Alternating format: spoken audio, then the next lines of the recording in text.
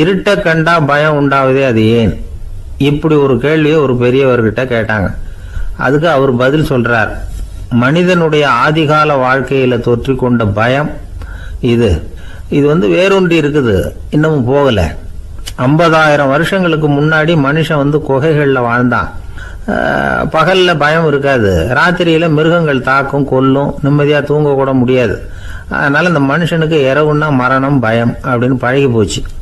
மனிதர்களுடைய எல்லா மனசையும் சேர்த்து மொத்தமா ஒரு மனசு உண்டு. மனிதர்களுடைய நினைவு இந்த மொத்த மனசுல பதிஞ்சிருக்கு, பரவுது. இந்த மொத்த மனசுல இருட்டு பற்றிய பயம் பதிந்து நீடிக்குது அப்படிங்கிறார் அவர்.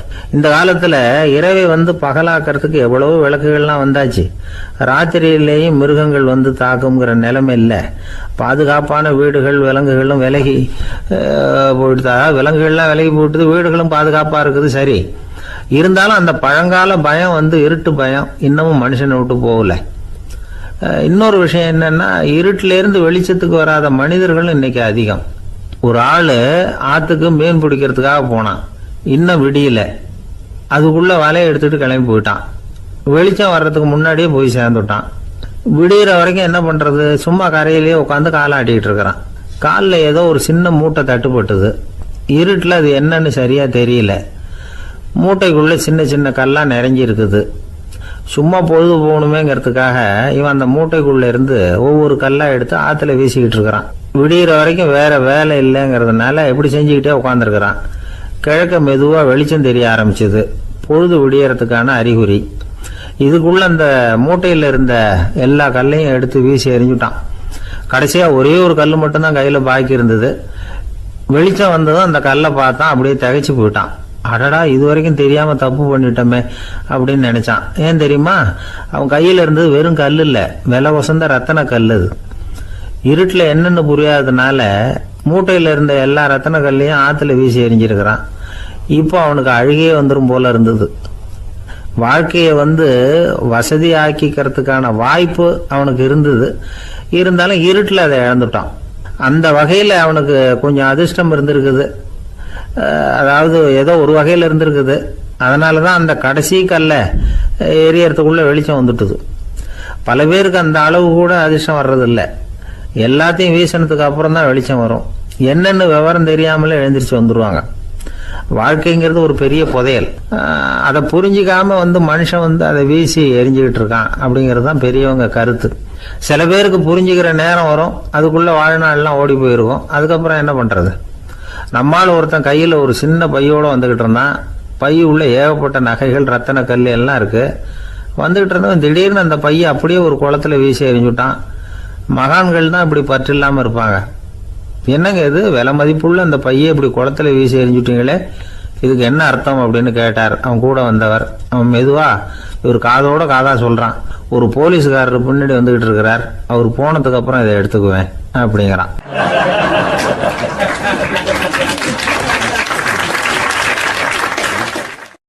ஒரு சின்ன பையன் என்னை தேடிட்டு ஓடி வந்தான்.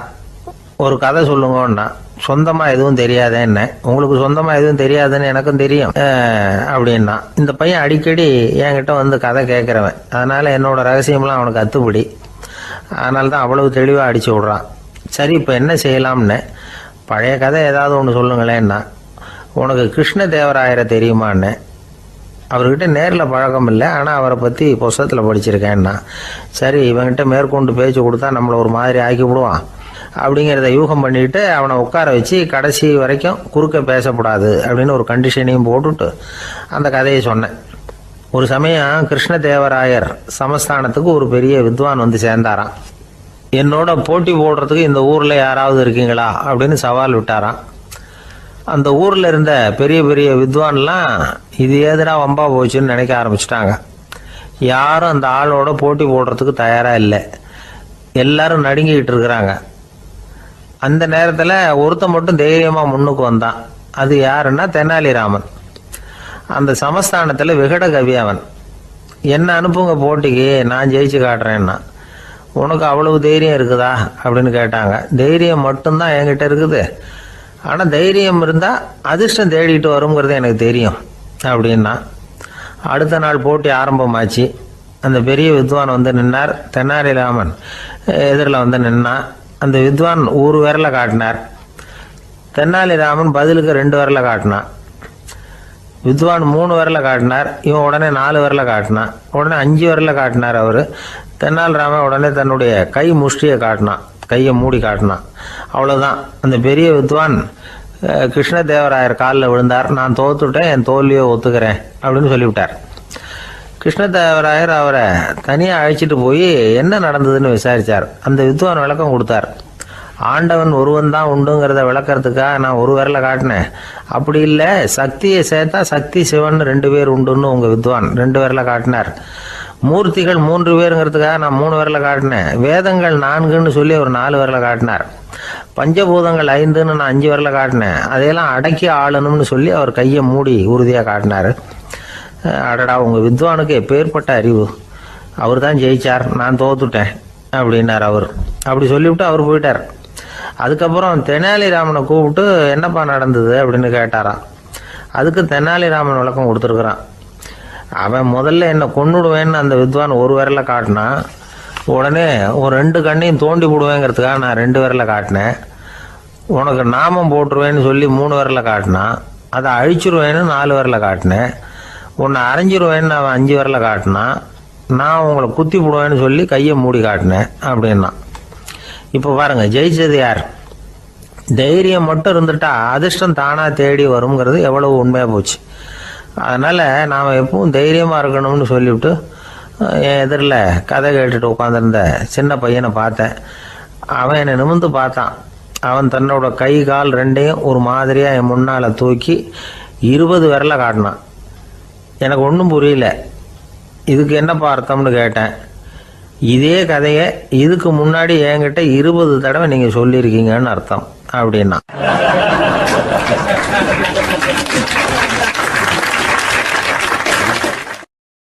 ரெண்டு பேர் சுவாரஸ்யமாக பேசிகிட்டு இருக்கிறப்போ குறுக்க புகுந்து தொந்தரவு பண்ணுறதுக்குன்னே சில பேர் இருப்பாங்க. அது ரொம்ப இடைஞ்சலாக இருக்கும். இதே மாதிரி மின்காந்தம் கூட குறுக்க புகுந்து தொந்தரவு பண்ணும். கடைசியில் அது ஒரு பெரிய இடைஞ்சலில் கொண்டாந்து விட்டுரும். சில வீடுகளில் கேபிள் கனெக்ஷன் இல்லாமல் சில தனியார் டிவி காட்சிகள் தெரியும். அதுக்கு என்ன காரணம்னா இந்த மின்காந்த குறுக்கீடு தான் காரணம். இதைத்தான் சுருக்கமாக இஎம்ஐ அப்படின்னு சொல்கிறாங்க. அதாவது எலக்ட்ரோ மேக்னெட்டிக் இன்டர்ஃபியரன்ஸ். இது ஏற்படக்கூடிய இடங்கள் எது எதுன்னு எடுத்துக்கிட்டால் அது ஒரு பெரிய பட்டியலாகவே போயிடும். இந்த இஎம்ஐ தொந்தரவு வந்து கேபிள் டிவியில் மட்டும்தான் இல்லை, ராக்கெட் ஏவுதளத்தில் உள்ள ரேடார்கள், அங்கே உள்ள சில சக்தி வாய்ந்த தொலைத்தொடர்பு சாதனங்கள், விமான தளங்களில் உள்ள ரேடார்கள், கப்பல் தளங்களில் பொருத்தப்பட்டிருக்கக்கூடிய சக்தி வாய்ந்த ஆண்டனாக்கள், இப்படி நிறைய சொல்லலாம். காவல் நிலையங்களில் பயன்படுத்தப்படுகிற வயர்லெஸ் தொடர்பு சாதனங்கள் கூட ஓரளவுக்கு இந்த மின்காந்த அலைகளை வந்து வெளியிடும். நம்ம வீட்டில் உட்காந்துக்கிட்டு ரேடியோ கேட்டுக்கிட்டு இருப்போம் அல்லது டிவி பார்த்துக்கிட்டு இருப்போம். அந்த சமயத்தில் பக்கத்து தெருவில் ஒரு மோட்டார் சைக்கிள் அல்லது காரு, குறிப்பாக பெட்ரோல் இன்ஜின், அது போகிறப்போ அதில் உள்ள மின்கலத்தில் வந்து, அதாவது மேக்னட்டோ பேட்டரியிலிருந்து வெளிப்படுகிற மின்காந்த அலை இங்கே வந்து டிவியிலையும் ரேடியோவிலையும் கரகரப்பை உண்டு பண்ணும். சரி, இது வந்து பெருசாக என்ன இடைஞ்சலை உண்டு பண்ணிட போகுது அப்படின்னு நாம் அலட்சியமாக நினைக்கலாம். வயசானவங்களுக்கு மறதி நோயின்னு ஒன்று வரும்ல, அல்ஷமீர், அதாவது மூளையில் உள்ள செல்கள் வந்து செயலிழந்து போயிடுறது. அது செய்ய வேண்டிய வேலையை மறந்துடும். மனைவியே எதிரில் வந்து நின்னா கூட உன்னை எங்கேயோ பார்த்தது மாதிரி தெரியுதே அப்படின்னு சொல்லிட்டு இருப்பாங்க. அப்படி ஒரு மறதி. இந்த விசித்திரமான நோய்க்கு இதுவரைக்கும் மருந்தே இல்லைன்னு வேற சொல்கிறாங்க. இந்த மைக்ரோ ஓவன் அப்படின்னு சொல்லக்கூடிய சமையல் அடுப்புகள் கூட மின்காந்த அலைகளை வந்து வெளியிடுது. சமயத்தில் சில தொழிற்சாலைகளில் கூட பெரிய விபத்துக்களை இந்த இஎம்ஐ உண்டு பண்ணிவிடும். இதை பற்றி தீவிரமாக சிந்திக்க ஆரம்பித்ததே ஒரு விபத்துக்கு பிறகு தான். அமெரிக்காவுக்கும் வியட்நாமுக்கும் இடையில போர் நடந்தது.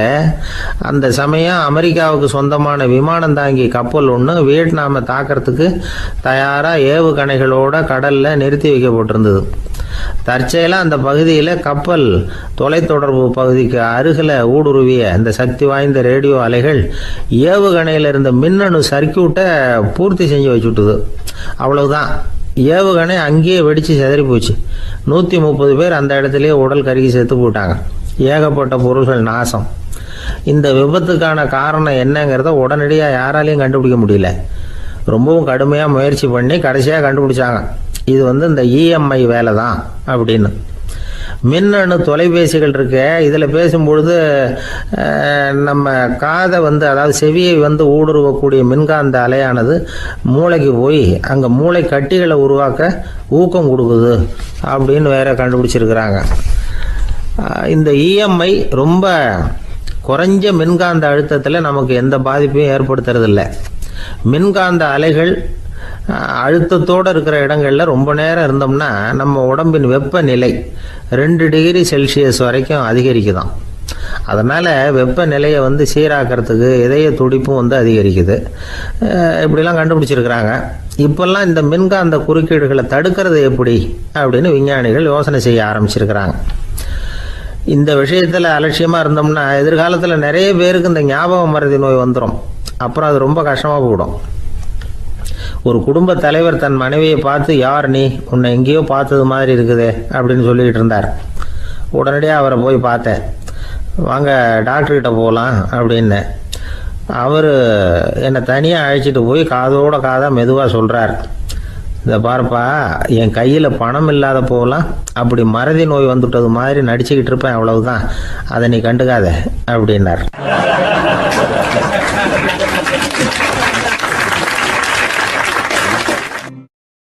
ஒருத்தர் வேகமாக நடந்து போகிறார். கடத்தெருவில் ஒரு ஸ்வீட்டு கடையை பார்க்குறார். உடனே சடன் பிரேக் போட்டது மாதிரி நிற்கிறார். ஒரு ஸ்வீட் வாங்கி சாப்பிட்லாமேன்னு மனசு சொல்லுது. டாக்டர் வேணாம்னு சொல்லியிருக்கிறார், உடம்புக்கு ஒத்துக்காது, அதனால் அது வேணாம்னு சொல்லுது அறிவு. இவர் மனசு சொல்கிறத கேட்கல, அறிவு சொல்கிறபடி கேட்குறார். அதனால் மறுபடியும் வேகமாக அங்கேருந்து நடந்து போயிடுறார். அவர் நல்ல மனுஷன்.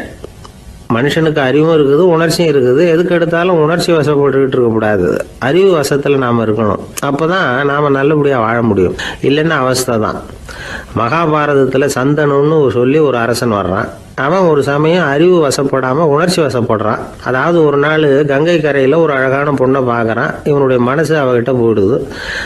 அவளை கல்யாணம் பண்ணிக்கிறதுக்கு ஆசைப்படுறான். அந்த பொண்ணு சரின்னு சம்மதிக்கிறா. ஆனால் ஒரு நிபந்தனை போடுறா. அந்த நிபந்தனைக்கு சம்மதம்னு சொன்னாதான் உன்னை கல்யாணம் பண்ணிக்குவேன்னு சொல்றா. சரி, அவ போட்ட நிபந்தனை என்ன தெரியுமா? இது மாதிரி, நான் உங்க மனசு புண்படுற மாதிரி எந்த காரியம் பண்ணாலும் நீங்க என்ன ஏன்னு கேட்கக்கூடாது, நான் செய்யற காரியத்தை தடுக்கவும் கூடாது. அப்படி நீங்க செஞ்சா அடுத்த கணமே நான் உங்களை பிரிஞ்சு போயிடுவேன். இதுதான் அந்த பொண்ணு போட்ட நிபந்தனை. சந்தன அரசன் இந்த நிபந்தனையை ஒத்துக்கலாமா? இதை அறிவுபூர்வமாக யோசிச்சிருந்தா இதுக்கு கட்டுப்பட்டுக்க மாட்டான். இந்த நிபந்தனைக்கு நான் சம்மதிக்க மாட்டேன்னு தான் சொல்லியிருக்கணும். ஆனால் அவன் அந்த நேரத்தில் உணர்ச்சி வசத்தில் இருந்தான். அதனால் நீ என்ன சொன்னாலும் சரின்னு ஒத்துக்கிட்டான். அவளை கல்யாணம் பண்ணிக்கிட்டான். இதனால் என்ன ஆச்சு? 7 பச்சை இளம் குழந்தைகளை பிறந்த உடனே அவள் கங்கையில் தூக்கி எறிஞ்சி கொல்லக்கூடிய கோர காட்சியை இவன் ஒன்று பின்னாடி ஒன்றா பார்க்க வேண்டியதாக போச்சு.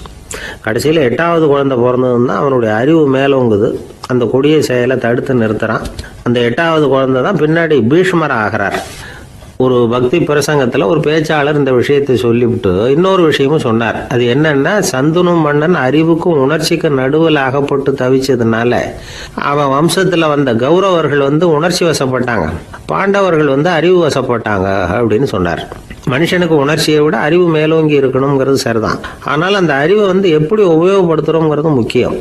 ஒருத்தர் சொன்னார், சார், இன்னைக்கு கோயம்புத்தூரில் ஒரு கல்யாணம், அதுக்கு நான் போக முடியலேன்னு நினைக்கும் பொழுது மனசுக்கு ரொம்ப வருத்தமாக இருக்குது சார் அப்படின்னார். ரொம்ப உணர்ச்சி வசப்பட்டார். அதுக்காக கவலைப்படாதீங்க சார், ஒரு வாழ்த்து தந்தி கொடுத்துருங்களேன் அப்படின்னார் இன்னொருத்தர். அது எப்படி சார் முடியும்னார் அவர். நான் தானே சார் கல்யாண மாப்பிள்ளை அப்படிங்கிறார் அந்த ஆள்.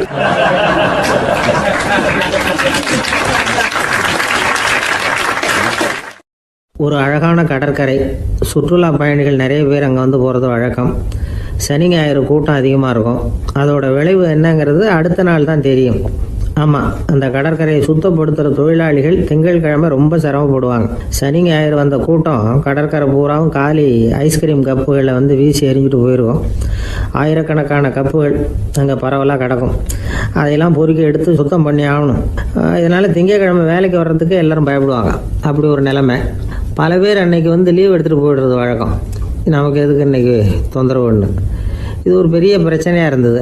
இதுக்கு என்ன பண்ணலாம் அப்படின்னு யோசனை பண்ணாங்க. ஒரு ஆலோசனை கூட்டத்துக்கு ஏற்பாடு பண்ணாங்களாம். அந்த நகர நிர்வாக அலுவலர்கள், பணியாளர்கள் எல்லாரும் அதில் கலந்துக்கிட்டாங்க. கூட்டம் ஆரம்பமாச்சு. ஆரம்பத்தில் சொன்னாங்க, இந்த பிரச்சனைக்கு ஒரு தீர்வு வேணும், என்ன பண்ணலாம், அதை முடிவு செய்கிறதுக்கு தான் இந்த கூட்டம்.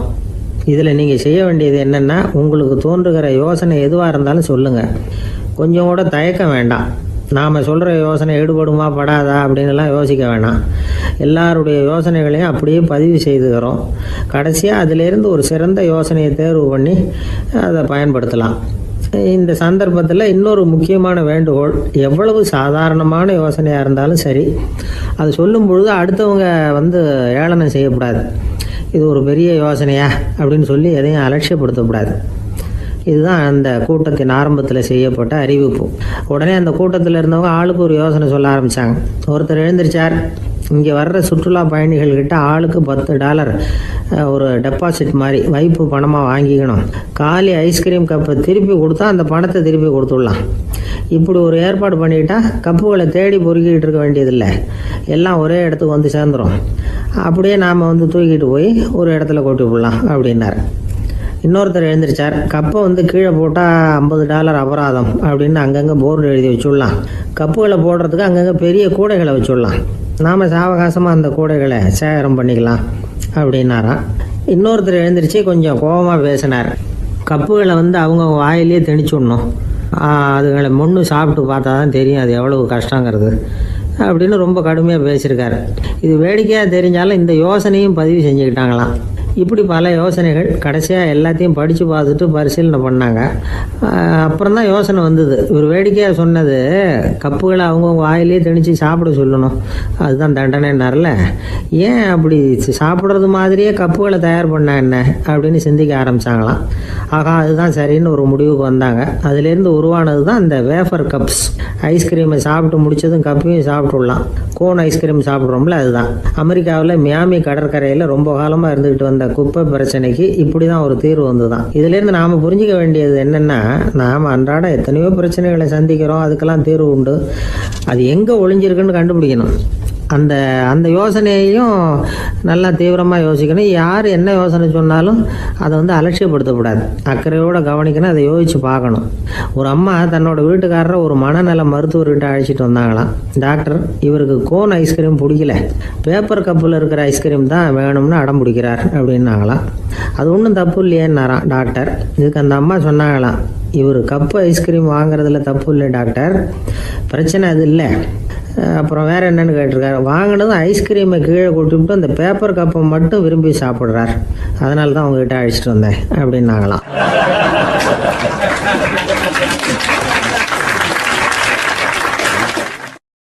ஒரு நண்பர் வந்தார். ரொம்பவும் இறுக்கமாக உடை அணிஞ்சிருந்தார்.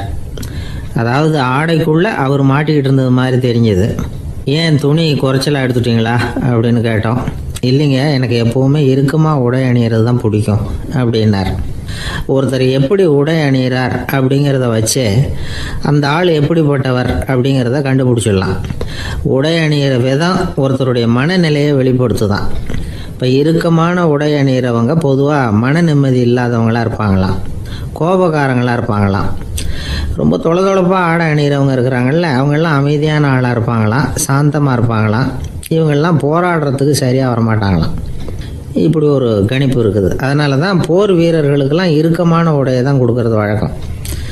ஆனால் சன்னியாசிகளை பாருங்கள், அவங்களுக்கெல்லாம் ரொம்ப தொலை உடைகள் தான். அவங்கெல்லாம் டைட் பேண்ட் போட்டுக்கிட்டு நிற்க மாட்டாங்க சன்னியாசிகள்லாம்.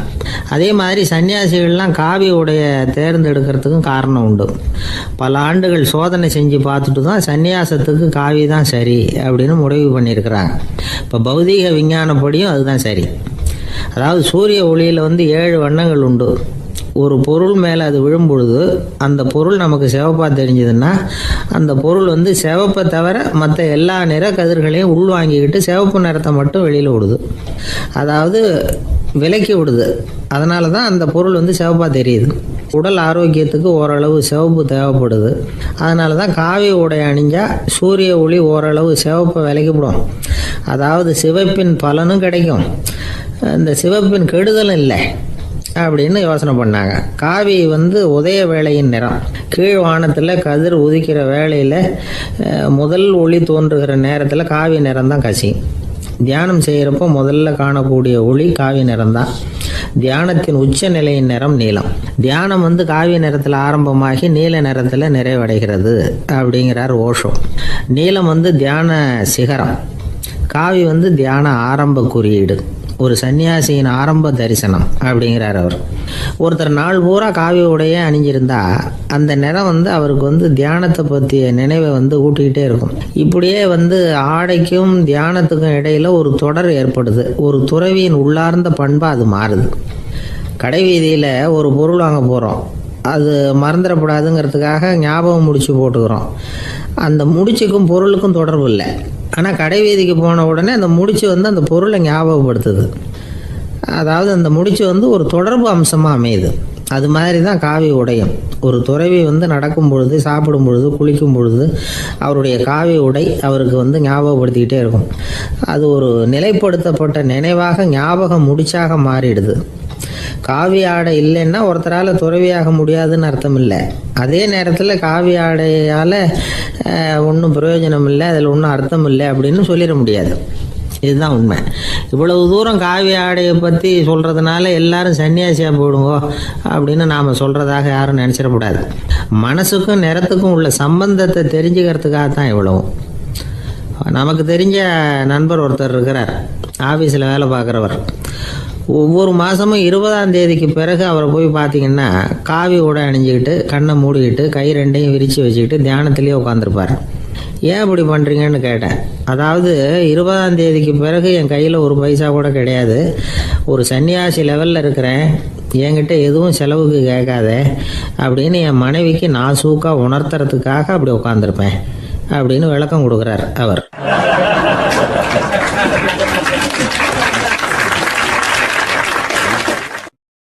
ஒரு கணவன் மனைவி எப்போ பார்த்தாலும் அவங்க 2 பேருக்கும் இடையில சண்டை வந்துக்கிட்டே இருந்தது.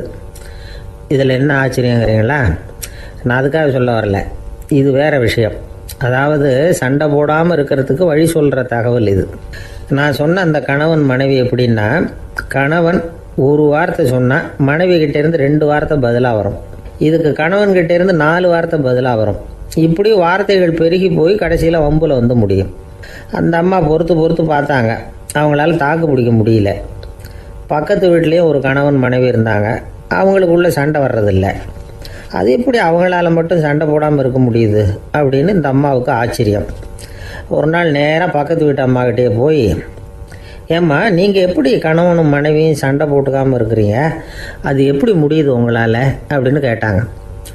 அதுக்குன்னு ஒரு மருந்து இருக்குது, அதை சாப்பிட்டா சண்டை வராது அப்படின்னாங்க அவங்க. சரிங்க, அந்த மருந்தை அவர் சாப்பிட மாட்டேன்னு சொல்லிட்டா என்ன பண்ணுறது அப்படின்னு கேட்டிருக்கிறாங்க இவங்க. அந்த மருந்து அவருக்கு இல்லைம்மா, உனக்கு தான் அப்படின்னாங்களாம் அவங்க.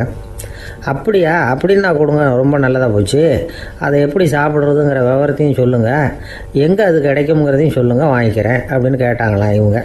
வேறு எங்கேயும் போய் வாங்க வேண்டாம், என்கிட்டே இருக்க அந்த மருந்து அதில் கொஞ்சம் தர்றேன், வாங்கி வச்சுக்க. உன் வீட்டுக்காரர் உன்னோட சண்டையை ஆரம்பிக்கிறப்போலாம் நீ இந்த மருந்தில் ஒரு அவுன்ஸ் வாயில் ஊற்றிக்கணும். அதை உடனே குடிச்சிடக்கூடாது, ஒரு 5 நிமிஷமாவது அது வாயில் இருக்கணும், அதுக்கப்புறம் குடிச்சிடலாம் அப்படின்னு சொல்லி ஒரு பாட்டில் மருந்தை இந்த அம்மாக்கிட்ட கொடுத்து அனுப்புனாங்களாம். மருந்தை எடுத்துக்கிட்டு இந்த அம்மா வீட்டுக்கு வந்திருக்கிறாங்க. வீடு பூட்டி இருந்ததுனால கணவன் வாசல்லையே காத்துக்கிட்டு இருக்கிறான். மனைவியை கண்டதும் சண்டை போட ஆரம்பிச்சிட்டான். வீட்டை பூட்டி விட்டு எங்கே போய் தொலைஞ்ச, எவ்வளோ நேரமாக ஒரு மனுஷன் வாசல்லையே காத்துட்டு கிடக்கிறது அப்படி இப்படின்னு கத்த ஆரம்பிச்சிட்டான். மனைவி இதுக்கு பதிலே சொல்லலை. அந்த அம்மா பேசாமல் வீட்டை திறந்தாங்க, சமையல் அறைக்குள்ளே போனாங்க, ஒரு அவுன்ஸ் மருந்தை வாயில் ஊற்றிக்கிட்டாங்க. அன்னைக்கு சண்டை மேற்கொண்டு வளரவே இல்லை, நின்றுட்டுது. மருந்து பரவாயில்லை. அதுக்கப்புறம் பல சந்தர்ப்பங்களில் சண்டை வரும் போல் இருக்கிற போலாம் இந்த மருந்து அதை நிறுத்தியிருக்கு. பிரமாதமான மருந்தாக இருக்குது இதை கொஞ்சம் அதிகமாகவே வாங்கி வீட்டில் வச்சுக்க வேண்டியது தான் அப்படின்னு முடிவு பண்ணிட்டு இந்த அம்மா மறுபடியும் பக்கத்து வீட்டு அம்மாக்கிட்ட போனாங்க. எவ்வளவு விலையானாலும் சரி, நான் காசு கொடுத்து வாங்கி வச்சுக்கிறேன், எந்த கடையில் இருக்குது இந்த மருந்து சொல்லுங்க அப்படின்னு கேட்டாங்க. இந்த மருந்துக்கு விலையே கிடையாதுங்க, இலவசமாகவே கிடைக்கும்னாங்களாம் அவங்க. அது எப்படி விலையில்லாமல் இதை விற்க முடியுது அப்படின்னு கேட்டாங்களாம் இவங்க. அது மருந்தாக இருந்தால் தானே விலை வைக்கிறதுக்கு, அது வெறும் தண்ணி தானே அப்படின்னாங்களாம். வெறும் தண்ணியாக சண்டையை நிறுத்துது அப்படின்ட்டு இருக்காங்க இவங்க. அது சண்டையை நிறுத்தலை, உன்னோட மௌனம் தான் சண்டையை நிறுத்துது. நீ வாயில் தண்ணியை வச்சுக்கிறதுனால எதிர்த்து பேசுறதில்ல, அதனால் உன்னுடைய கணவர் கோபம் வந்து சாந்தமாயிடுது அப்படின்னாங்களாம் அவங்க. இந்த கதையிலேருந்து சண்டையை நிறுத்துகிற மருந்து எதுன்னு தெரிஞ்சுக்கிட்டோம் இல்லையா. ஒருத்தர் என்ன பண்ணார், பாட்டிலில் வந்து தண்ணியை ஊற்றி வச்சுக்கிட்டு அவர்கிட்ட வர்றவங்களுக்கெல்லாம் இதை சிபாரிசு பண்ணலாம்னு நினச்சிக்கிட்டு உட்காந்துருந்தார். ஒரு அம்மா வந்தாங்க. இதை கேட்டுவிட்டு இதையே ஒரு மருந்து மாதிரி கொடுக்கலாம்ங்கிறது அவர் முடிவு. அதனால் பாட்டிலில் தண்ணி அடைச்சி வச்சுக்கிட்டு அதில் கலருக்காக என்னத்தையோ ஒரு ஜீரகம் அது மாதிரி எதையாவது கலந்து வச்சுக்கிட்டு ஒரு மருந்து மாதிரி ஒரு பாவனையில் வச்சுக்கிட்டு உட்காந்துருக்காரு. யாராவது வீட்டில் சண்டைன்னா என்கிட்ட வாங்க மருந்து தரேன்னு. ஒரு அம்மா வந்தாங்க. எனக்கும் என் வீட்டுக்காரருக்கும் அடிக்கடி சண்டை வருதுங்க அப்படின்ட்டு இருக்காங்க. கவலைப்படாதம்மா, நான் ஒரு மருந்து தரேன்னு சொல்லி வீட்டுக்குள்ளே போய் ஒரு பாட்டில் எடுத்து வந்து கொடுத்தார். பாட்டிலில் இருக்கிறது என்னங்கிறத சொல்லிவிட்டு அது பேரில் மரியாதை வராது இல்லையா, அதனால் சொல்லலை. அந்த அம்மா வாங்கிட்டு போனாங்க. 4 நாள் கழித்து திரும்பி வந்தாங்க. என்னம்மா வீட்டில் சண்டை நின்று போச்சான்னு கேட்டிருக்காரு இவர். அங்கே நின்று போச்சுங்க, இப்போ உங்ககிட்ட ஆரம்பமாக போகுதுன்னாங்களாம். என்னம்மா அப்படின்ட்டுருக்காரு இவர் பயந்து போய். இப்போ என்னங்க நீங்கள் என்ன மருந்து கொடுத்துருக்குறீங்க என்னங்க அப்படின்னாங்களாம் கோவமாக. அது வெறும் தண்ணி தானே அப்படின்ட்டுருக்காரு இவர். தண்ணியாக இது நல்லா பாருங்கள் அப்படின்னு அந்த பாட்டில் நீட்டினாங்களாம். இவர் வாங்கி பார்த்துருக்காரு. அப்புறம் தான் விஷயம் புரியுது அவருக்கு. இவர் கை தவறுதலாக அவங்க வீட்டில் இருந்த மண்ணெண்ணெய் பாட்டில் எடுத்து அவர்கிட்ட கொடுத்துருக்குறாங்க. அப்புறம் என்ன ஆகும், சண்டை வராமல்.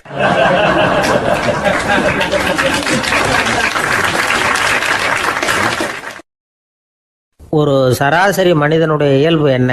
இன்பம் வந்தால் துள்ளி குதிப்பான், துன்பம் வந்தால் சோர்ந்து போய் ஒரு மூலையில் உட்காந்துருவான். இவன் தான் சராசரி மனிதன். ஆனால் ஒருத்தன் இன்பம் வந்தால் அதுக்காக மகிழ்ச்சி அடையிறதில்ல, துன்பம் வந்தால் அதுக்காக சோர்ந்து போகிறதில்ல அப்படின்னு வச்சுக்கோங்க. அப்படி இருந்தால் அவன் சாதாரண ஆள் கிடையாது.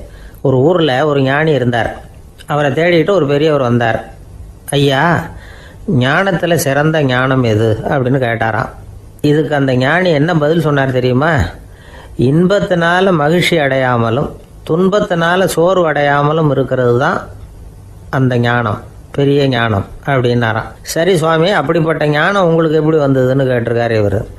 அதை நான் ஒரு கழுதைகிட்ட இருந்து கற்றுக்கிட்டேன் அப்படின்னாராம் அவர்.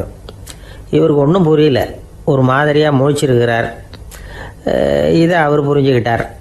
நீங்கள் நாளைக்கு காலையில் நம்முடைய ஆசிரமத்துக்கு வாங்க, புரிய வைக்கிறேன்னாராம். சரின்னு அவர் போயிட்டார். மறுநாள் காலையில் ஆசிரமத்துக்கு வந்து சேர்ந்தார். ஞானி அவரை கூப்பிட்டு உட்கார வச்சார். வாங்க வந்து இப்படி உட்காருங்க, கொஞ்சம் நேரத்தில் இந்த வழியாக ஒரு கழுதை போகும், அதை கவனித்து பாருங்கன்னாராம். இவருக்கு இன்னமும் ஒன்றும் புரியாமல் போச்சு, ஒரே குழப்பம். இருந்தாலும் அந்த ஞானி சொன்னது மாதிரியே உட்காந்துருக்கிறார். கொஞ்சம் நேரத்தில் இந்த வழியாக ஒரு கழுதை போச்சு. அது முதுக நிறைய அழுக்கு மூட்டைகள், அதை சுமந்துக்கிட்டு போகுது. ஒரு செலவு தொழிலாளி அதை ஓட்டிகிட்டு போகிறார்.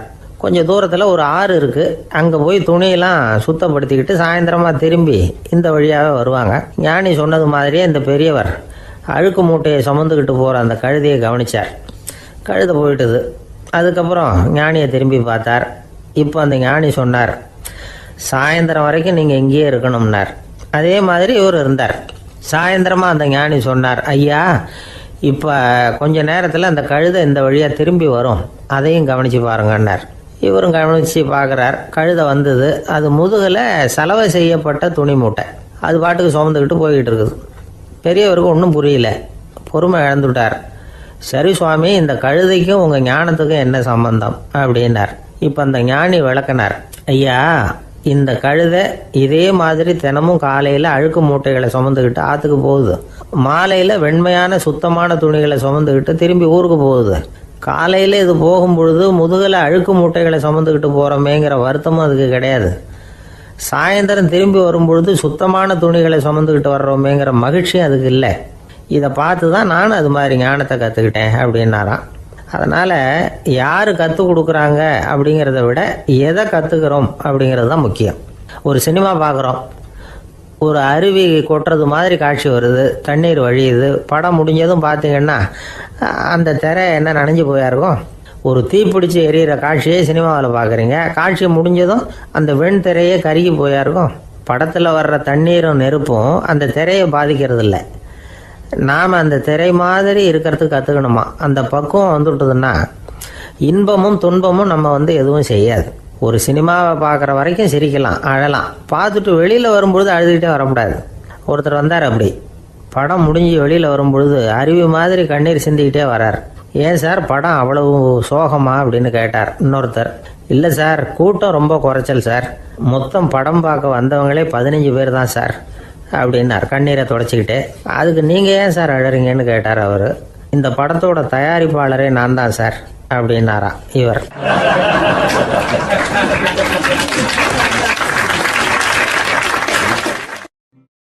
நமக்கு முன்னாடி நமக்கு வேண்டிய ஒருத்தர் ஒரு கிளாஸில் நமக்கு பழச்சாறு கொண்டாந்து வைக்கிறாருன்னு வச்சுக்கோங்க. உடனே நாம் என்ன பண்ணுவோம்? எடுத்து கிடுகிடுன்னு சாப்பிட்ருவோம், அடுத்தவங்க யாரும் வர்றதுக்குள்ள. அதை விட்டுட்டு அதை கொண்டாந்து வச்சவர்கிட்டயே அதோட விலை என்ன அப்படி இப்படின்னு நான் கேட்டுக்கிட்டு இருப்போம். நாம் கேட்க மாட்டோம். ஆனால் காந்திஜி அப்படி கேட்டாராம். எப்போ தெரியுமா? 1935. அந்த வருஷம் மே மாதத்தில் ஒரு நாள் காந்திஜி டெல்லியில் இருக்கிறார். அப்போ அவருக்கு 2 டம்ளர் மாம்பழச்சாறு கொண்டாந்து கொடுக்குறாங்க. அதை வாங்குறார். இதோட விலை என்ன அப்படின்னு கேட்டார் காந்திஜி. யாருக்கிட்ட கேட்டாருன்னா மனுபென் காந்திகிட்ட கேட்குறார். அவங்க தான் கொண்டாந்து கொடுக்குறாங்க. காந்திஜிக்கு உதவி செய்கிறதுக்காக அவர் கூடவே இருந்தவங்க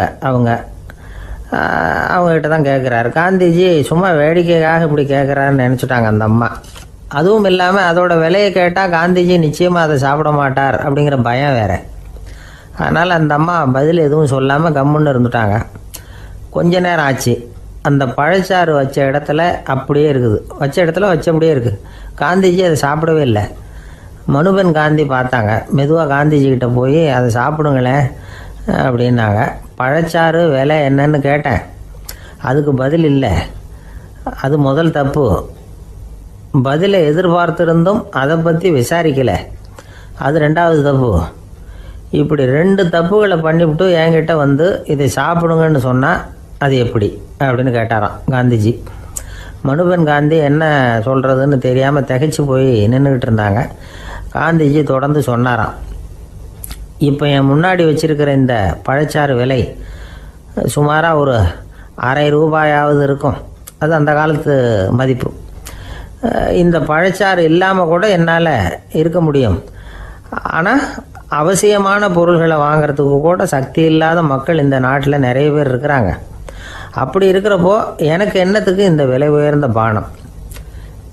இதை இப்போ நான் சாப்பிட்டா என் உடம்பு வேணும்னா ஆரோக்கியமாகலாம், ஆனால் என் மனசு அமைதி அடையாது. எனக்கு என்னுடைய உடல் ஆரோக்கியத்தை விட மன ஆரோக்கியம்தான் முக்கியம். அதனால் இதை நான் சாப்பிட மாட்டேன், எடுத்துகிட்டு போயிடு அப்படின்னாராம். அந்த சமயத்தில் ஒரு அகதி பொண்ணு 2 குழந்தைகளோட காந்திஜியை பார்க்குறதுக்காக வந்தது. வணக்கம் சொல்லிச்சு. காந்திஜி உடனே தனக்கு முன்னாடி இருந்த பழச்சாற்றை எடுத்து அந்த பொண்ணுக்கிட்டையும் குழந்தைகள்கிட்டையும் கொடுத்து சாப்பிட சொன்னார். அவங்க அதை வாங்கி ரொம்ப சந்தோஷத்தோடு சாப்பிட்டாங்களாம். அதை பார்த்த காந்திஜி முகத்தில் ஒரு புன்னகை, ஒரு பரவசம், ஒரு திருப்தி. அவர் மனசு நிறைஞ்சி இருந்தது. அப்போ அவர் சொன்னாராம், ஆண்டவன் எனக்கு எப்பவும் சரியான சமயத்தில் கை கொடுப்பாருங்கிறது அதுக்கு இதுதான் அத்தாட்சி. நான் ஒரு இக்கட்டான சூழ்நிலையில் இருக்கிறப்ப கூட கடவுளின் கருணையால் அந்த சூழ்நிலை என்னை பாதிக்கலை. என் கூட இவ்வளோ நாள் பழகியும் கூட இங்கே இருக்கிறவங்க எனக்கு அதிக விலையுள்ள பழரசத்தை கொடுத்தாங்க. ஆனால் சரியான நேரத்தில் அதை சாப்பிட வேண்டியவங்களை என்கிட்ட அனுப்பி வச்சு என்னை சந்தோஷப்படுத்தினார் கடவுள், அவருக்கு நன்றி அப்படின்னாராம் மகாத்மா காந்தி. உடல் ஆரோக்கியத்தை விட மன ஆரோக்கியம்தான் எனக்கு முக்கியம்னு சொன்னார் பாருங்க. அதை நாம் எல்லாரும் மனப்பூர்வமாக இன்றைக்கி சிந்திச்சு பார்க்கணும். இந்த காலத்தில் எல்லாரும் அப்படியா நினைக்கிறாங்க? எனக்கு தெரிஞ்ச ஒருத்தர் இருந்தார். தினமும் காலையில் ஒரு காஃபி சாப்பிட உட்கார்ற நேரத்தில் பக்கத்து வீட்டுக்காரர் வந்து சேருவார் கரெக்டாக. உடனே அவரும் தனக்குன்னு வந்திருக்கிற காப்பியை எடுத்து மனப்பூர்வமாக பக்கத்து வீட்டுக்காரர்கிட்ட கொடுத்துருவார். அதுக்கப்புறம் அவருக்காக வேறு காப்பி போட்டு கொண்டாந்து கொடுத்தாலும் வேண்டான்னு சொல்லிடுவார். ஆண்டவனாக பார்த்து சரியான நேரத்தில் அவரை எங்கள் வீட்டுக்கு தினமும் அனுப்பி வைக்கிறார் அப்படிம்பார். ஏன் அப்படி சொல்கிறீங்க அப்படின்னு கேட்டோம் ஒரு நாள். அதுக்கு அவர் சொல்கிறார், எனக்கு என்னோட உடல் ஆரோக்கியம்தான் முக்கியம்.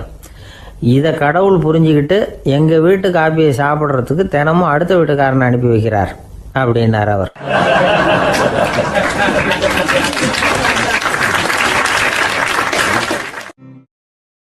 ஒரு நீதிமன்றம், அங்கே ஒரு கொலை வழக்கு சம்பந்தமாக விசாரணை நடந்துக்கிட்டு இருக்குது. அந்த வழக்கறிஞர் ரொம்ப தீவிரமாக வாதாடிக்கிட்டு இருக்கிறார். தன்னுடைய கட்சிக்காரர் நிரபராதிங்கிறது அவருக்கு நல்லா தெரியும். அதனால தான் அவர் சார்பாக வாதாடுறதுக்கே ஒத்துக்கிட்டார்.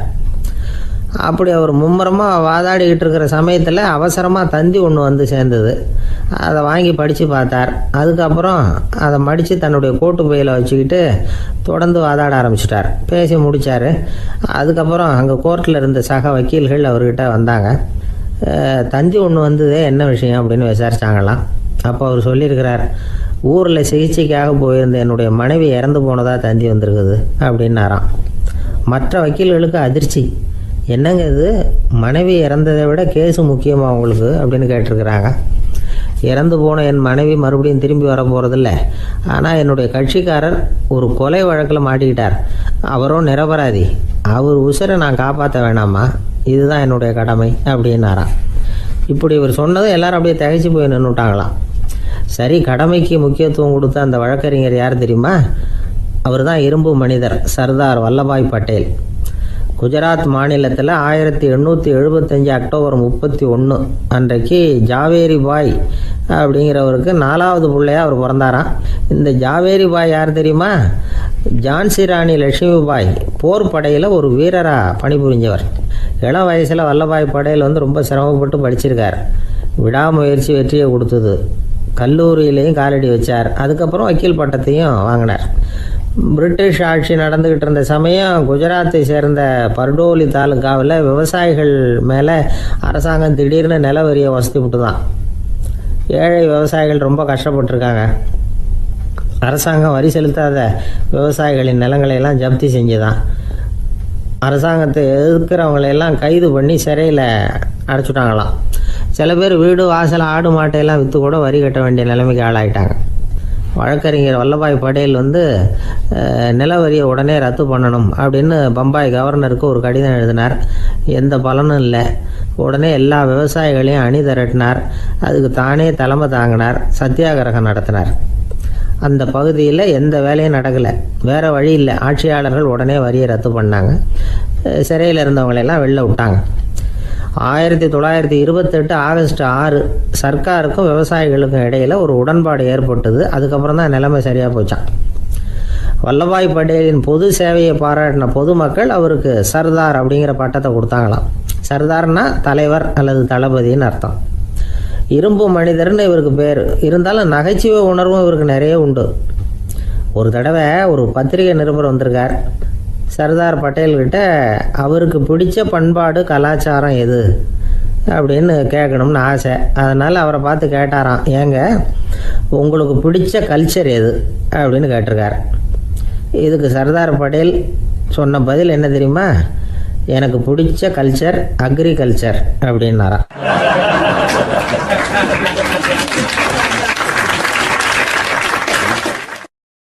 தானத்தில் சிறந்தது எது அப்படின்னு ஒரு கேள்வியை கேட்டு தானத்தில் சிறந்தது நிதானம் அப்படின்னு அதுக்கு ஒரு பதிலும் சொல்கிறவங்க உண்டு.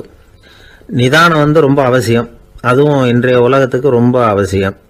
இன்றைக்கி உலகம் ரொம்ப பரபரப்பாக போய்கிட்டு இருக்குது. பொறுமையாக இருக்கணும்னு நினைக்கிறவங்களால கூட அப்படி இருக்க முடியறதில்ல. பொறுமையை சோதிக்கிறது மாதிரி பல சம்பவங்கள். அதையெல்லாம் சந்திச்சே தீர வேண்டியிருக்குது. எங்கே போனாலும் க்யூவில் நிற்க வேண்டியிருக்குது. எங்கே போனாலும் காத்துக்கிட்டு இருக்க வேண்டியிருக்கு.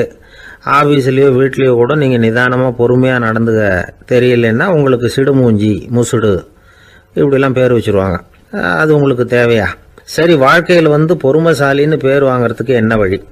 முதல் பாயிண்ட், நீங்கள் நினைக்கிறது, எதிர்பார்க்கறது, செய்யறது எல்லாமே 100% கரெக்டாக நடக்கணும்னு ஆசைப்படக்கூடாது. எதுவாக இருந்தாலும் அதில் ஓரளவுக்கு தவறு நடக்கலாம் அப்படிங்கிறத எதிர்பார்த்தே இருக்கணும். ஓரளவுக்கு அதை அனுமதிக்கணும். ஒரு நண்பரை 6 மணிக்கு ஒரு இடத்துக்கு வர சொல்லியிருக்கிறீங்க. 6 மணிக்கு அவர் வரலை. உடனே பொறுமை இழந்து நடந்துக்கக்கூடாது. ஒரு 10 நிமிஷம் டிலே ஆகலாம். ஒரு வர்ற வழியில் பஸ்ஸு கூட ஏதாவது டிராஃபிக்கில் மாட்டியிருக்கலாம். அதெல்லாம் எதிர்பார்த்தே கொஞ்சம் காத்திருக்கிறதுல ஒன்றும் தப்பு இல்லை. சில சமயம் டிலே ஆகிறது கூட நல்லதாக முடியும். ஒரு பஸ்ஸை தவற விட்டுட்டு ஐயோ கொஞ்சம் ஒரு 2 நிமிஷம் முன்னாடி வந்திருந்தா பிடிச்சிருக்கலாமே அப்படின்னு தவிச்சிக்கிட்டு இருப்பாங்க சில பேர். அடுத்தபடியாக வர்ற பஸ்ஸு நேரடியாக நீங்கள் போக வேண்டிய இடத்துக்கே கொண்டு போய் விடுற பஸ்ஸாக கூட இருக்கலாம். அது உங்களுக்கு முன்னாடி தெரியாதுல்ல. சில நெருக்கடியான சூழ்நிலைகளை தமாஷா எடுத்துக்கிறதுக்கு பழகிக்கணும். சில இடங்களுக்கு போகிறப்ப காத்திருக்கிறதுக்கு நம்ம மனசை தயார்படுத்திக்கிட்டே போகணும்.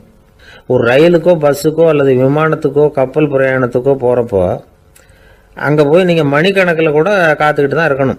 புறப்படுற நேரம் கூட மாறலாம். நீங்கள் போய் சேர்ந்ததும் அது உடனே புறப்படணும்னு கட்டாயமாக என்ன? அது மாதிரி சமயத்தில் படிக்கிறதுக்குன்னு சில சுவாரஸ்யமான புத்தகங்களையும் கையில் எடுத்துக்கலாம். உங்களை சுற்றி எவ்வளவோ சுவாரஸ்யமான சம்பவங்கள் நடந்துக்கிட்டு இருக்குதுல்ல, அதையெல்லாம் வேடிக்கை பாருங்கள். எதுக்காக காத்துக்கிட்டு இருக்கிறோமோ அந்த காரியத்தில் உண்மையாகவே நமக்கு ஒரு அக்கறை இருந்தால் நமக்கு போர் அடிக்காது. சில கோயில்களில் பார்த்துருப்பீங்க, தரிசனத்துக்காக பக்தர்கள் நாள் கணக்கில் காத்துக்கிட்டு இருப்பாங்க. அவங்களெலாம் அழுத்துக்கிறது இல்லை. ஆண்டவனை தரிசிக்கணுங்கிற உண்மையான அக்கறை இருக்கிறதுனால அவங்களுக்கு போர் அடிக்கிறது இல்லை. ஆனால் சில சினிமா தியேட்டரில் கூட பார்க்கலாமே, சினிமா கியூ கூட அப்படி தான். சாயந்தரம் 6 மணி ஆட்டத்துக்கு காலம்பரம் 6 மணிக்கே போய் கூட காத்துக்கிட்டு இருப்பாங்க. அவங்களுக்கெல்லாம் போர் அடிக்காது, படம் பார்க்குற ஆர்வம். இன்னொரு முக்கியமான விஷயத்தை நாம் பழக்கப்படுத்திக்கணும். லிவ் ஃபார் தி மூமெண்ட் அப்படிங்கிறாங்க நிபுணர்கள். ரொம்ப பேர் எப்படின்னா அடுத்தபடியாக நடக்க போகிற விஷயத்திலேயே கவனமாக இருப்பாங்க. அந்த நினைப்புலேயே இந்த நிமிஷத்தை பொறுமை இல்லாமல் கழிப்பாங்க. ஒருத்தர் இருக்கார், அவர் எப்படின்னா ஆஃபீஸ் முடியறதுக்குள்ளேயே சார் 5 மணிக்கெல்லாம் ரெடியாக இருங்க, நாம் அந்த ஹோட்டலில் போய் டிஃபன் சாப்பிட்ணும் அப்படின்னு 4 மணிலேருந்து சொல்லிகிட்டு இருப்பார். 4:55 பரபரப்பாக ஓடி வருவார். 2 பேரும் புறப்படுவோம், ஹோட்டலுக்கு போவோம், சாப்பிட்டுக்கிட்டு இருப்போம். அப்படி சாப்பிட்டுட்டு இருக்கிறப்ப சார் சாப்பிட்டு முடித்ததும் நேராக ஒரு ஜவுளி கடைக்கு போகிறோம் அப்படிம்பார். பரபரக்க சாப்பிட்டு முடிப்பார், புறப்படுவார். ஜவுளி கடையில் அவசரமாக சீக்கிரம் பில் போடுங்க சார், சினிமாவுக்கு நேரம் ஆகிடும்பார். சினிமா தியேட்டரில் உட்காந்து அடுத்தபடியாக எங்கே டின்னர் சாப்பிட்றதுன்னு யோசனை பண்ணிகிட்டு இருப்பார். ராத்திரி படுக்கையில் விழுந்ததுக்கு அப்புறமும் நாளைக்கு காலையில் எழுந்திரிச்சதும் அதை பண்ணணும் இதை பண்ணணும்னு திட்டம் போட்டுக்கிட்டே இருப்பார். அதாவது எப்பவும் அடுத்த நிமிஷம், அடுத்த நாள், அடுத்த வாரம், அடுத்த வருஷம், இதுதான் அவங்க சிந்தனை. இந்த நிமிஷம் என்ஜாய்மெண்ட்டை அவங்க இழந்துடுறாங்களாம். அதனால தான் வாழ்நாள் பூரா பொறுமையின்மை, அவஸ்தை, அல்லல். அதனால் நாம் எல்லாரும் வாழ்க்கையில் நிதானமாக இருக்கிறதுக்கு கற்றுக்கணுமா. அதுக்காக இந்த நிதானத்துக்கு வேறு விதமான அர்த்தம் பண்ணிக்கக்கூடாது. ஒருத்தர் அப்படித்தான் ஒரு தடவை அவருடைய குதிரை காணாமல் போயிட்டு தான். அதுக்காக அவர் கவலைப்படலை, நிம்மதியாக இருந்தார், சந்தோஷமாக இருந்தார். என்ன சார் இது, உங்கள் குதிரை திருட்டு போயிட்டுதுங்கிறீங்க, நீங்கள் கவலைப்படாமல் இருக்கிறீங்களே அப்படின்னு கேட்டாங்களாம். அதுக்கு அவர் சொல்லியிருக்கார், நல்ல வேலை சார், கட்டியிருந்த குதிரை காணாமல் போயிருக்குது. நான் அது மேலே உட்காந்துருக்கிற சமயம் அது காணாமல் போயிருந்ததுன்னா, திருட்டு போயிருந்ததுன்னா நானும் சேர்ந்துல காணாமல் போயிருப்பேன் அப்படின்னாராம். எவ்வளவு நிதானமான ஆள் பாருங்க.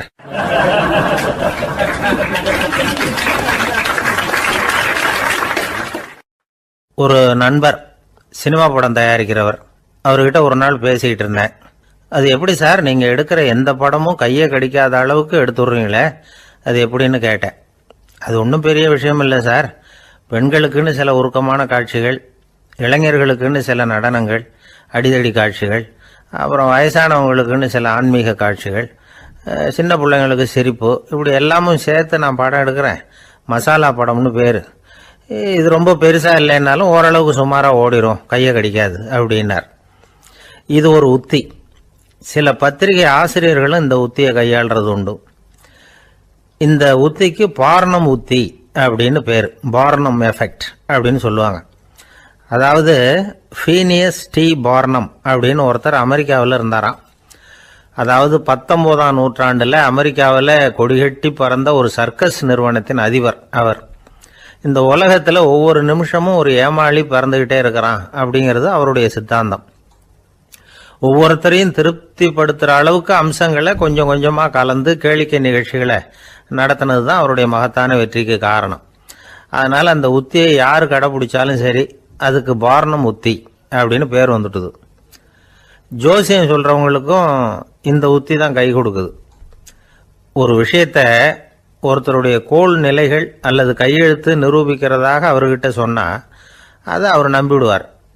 ஆனால் அந்த விஷயம் நல்லதாக இருக்கணும், நேர்மையானதாக இருக்கணும், அதாவது பாசிட்டிவாக இருக்கணும்.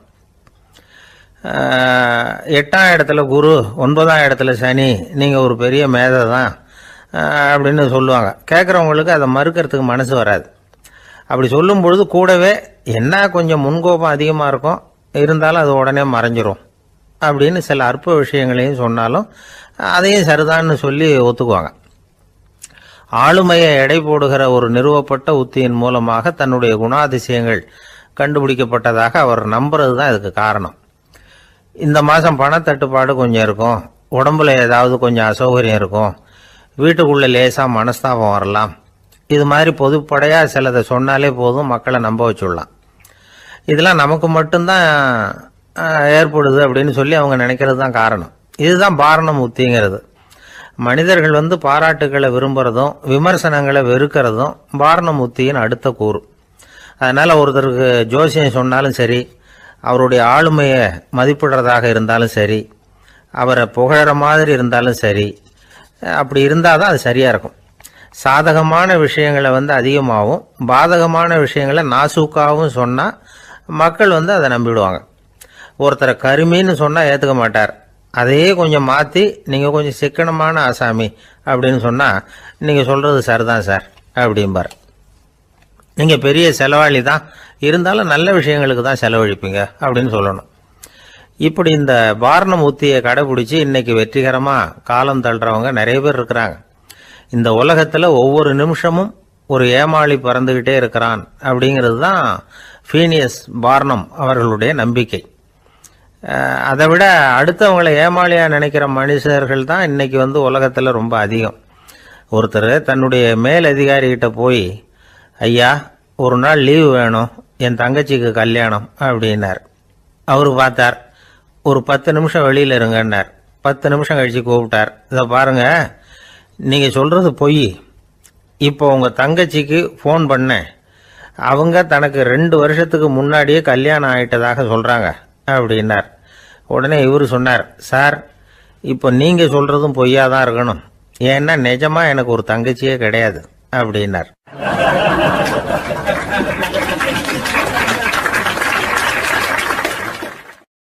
ஒரு நாள் காலை நேரம் ஒரு குரு படுக்கையை விட்டு எழுந்திருக்கிறார். உடனே சீடர்களை பார்த்து எல்லாரும் இப்படி வாங்கங்கிறார். எல்லாரும் வர்றாங்க வேகமாக. என்னங்க வேணும் உங்களுக்கு அப்படிங்கிற மாதிரி எல்லாரும் குருவை பார்த்தாங்க பயபக்தியோட. குரு அந்த சீடர்களை பார்த்து, இதை பாருங்க, இப்போ நான் ஒரு சிக்கலான விவகாரத்தில் மாட்டிக்கிட்டு இருக்கிறேன், அதை நீங்கள் தீர்த்து வச்சா நல்லதுன்னார். சீடர்களுக்கு ஒன்றும் புரியல. என்ன இது இவர் இப்படி சொல்கிறாரு, நமக்குள்ள எல்லா விவகாரங்களையும் தீர்த்து வைக்கிறவர் நம்ம குருநாதர், அவருடைய விவகாரத்தை நாம் தீர்த்து வைக்கிறதா, ஆச்சரியமாக இருக்குதே, குருநாதருக்கே சிக்கலா அப்படின்னு யோசனை பண்ண ஆரம்பித்தாங்க. இருந்தாலும் ரொம்ப பணிவாக கேட்டாங்க, சுவாமி உங்களுக்கே சிக்கலா, இந்த உலகத்து சிக்கல்களுக்கும் சிரமங்களுக்கும் அப்பாற்பட்டவர் அல்லவா தாங்கள், அப்படிப்பட்ட உங்களுக்கு சிக்கல்னா அது எப்படி அப்படின்னாங்க. எனக்கு ஏற்பட்டிருக்கிற சிக்கல் அவ்வளவு பெருசு, ரொம்ப பெரிய விவகாரம் அது அப்படின்னார் குரு. கொஞ்சம் விவரமாக சொல்லுங்க அப்படின்னாங்க இவங்க. இப்போ அந்த குரு விவரத்தை சொன்னார். அதாவது நேற்று ராத்திரி நான் ஒரு கனவு கண்டேன். அந்த கனவில் நான் ஒரு பட்டாம்பூச்சியாக மாறிட்டேன். அப்படி மாறி ஒவ்வொரு மலராக பறந்து போய் உட்காந்து தேன் சாப்பிட்டேன் அப்படின்னார்.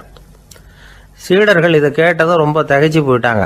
என்ன இது, இது ஒரு பெரிய பிரச்சனையா, ஒரு சாதாரண கனவு கண்டதுக்காகவா இந்த காலை வேளையில் நம்மளையெல்லாம் குருநாதர் இவ்வளவு அவசரமாக கூப்பிட்டுருக்கார் அப்படின்னு நினச்சாங்க.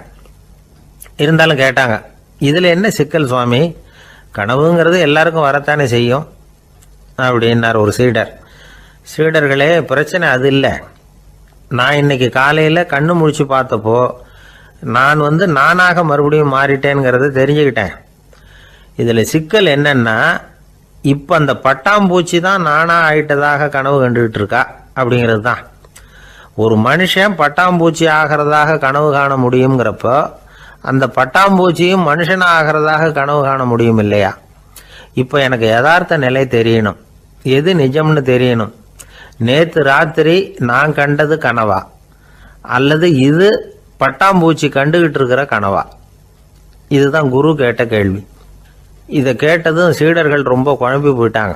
சுவாமி, இது வரைக்கும் நாங்கள் தூங்குறப்ப பார்க்கறது கனவுன்னும் மூழ்கிட்டு இருக்கிறப்ப பார்க்கறது நனவுன்னு நம்பிக்கிட்டு இருக்கிறோம்.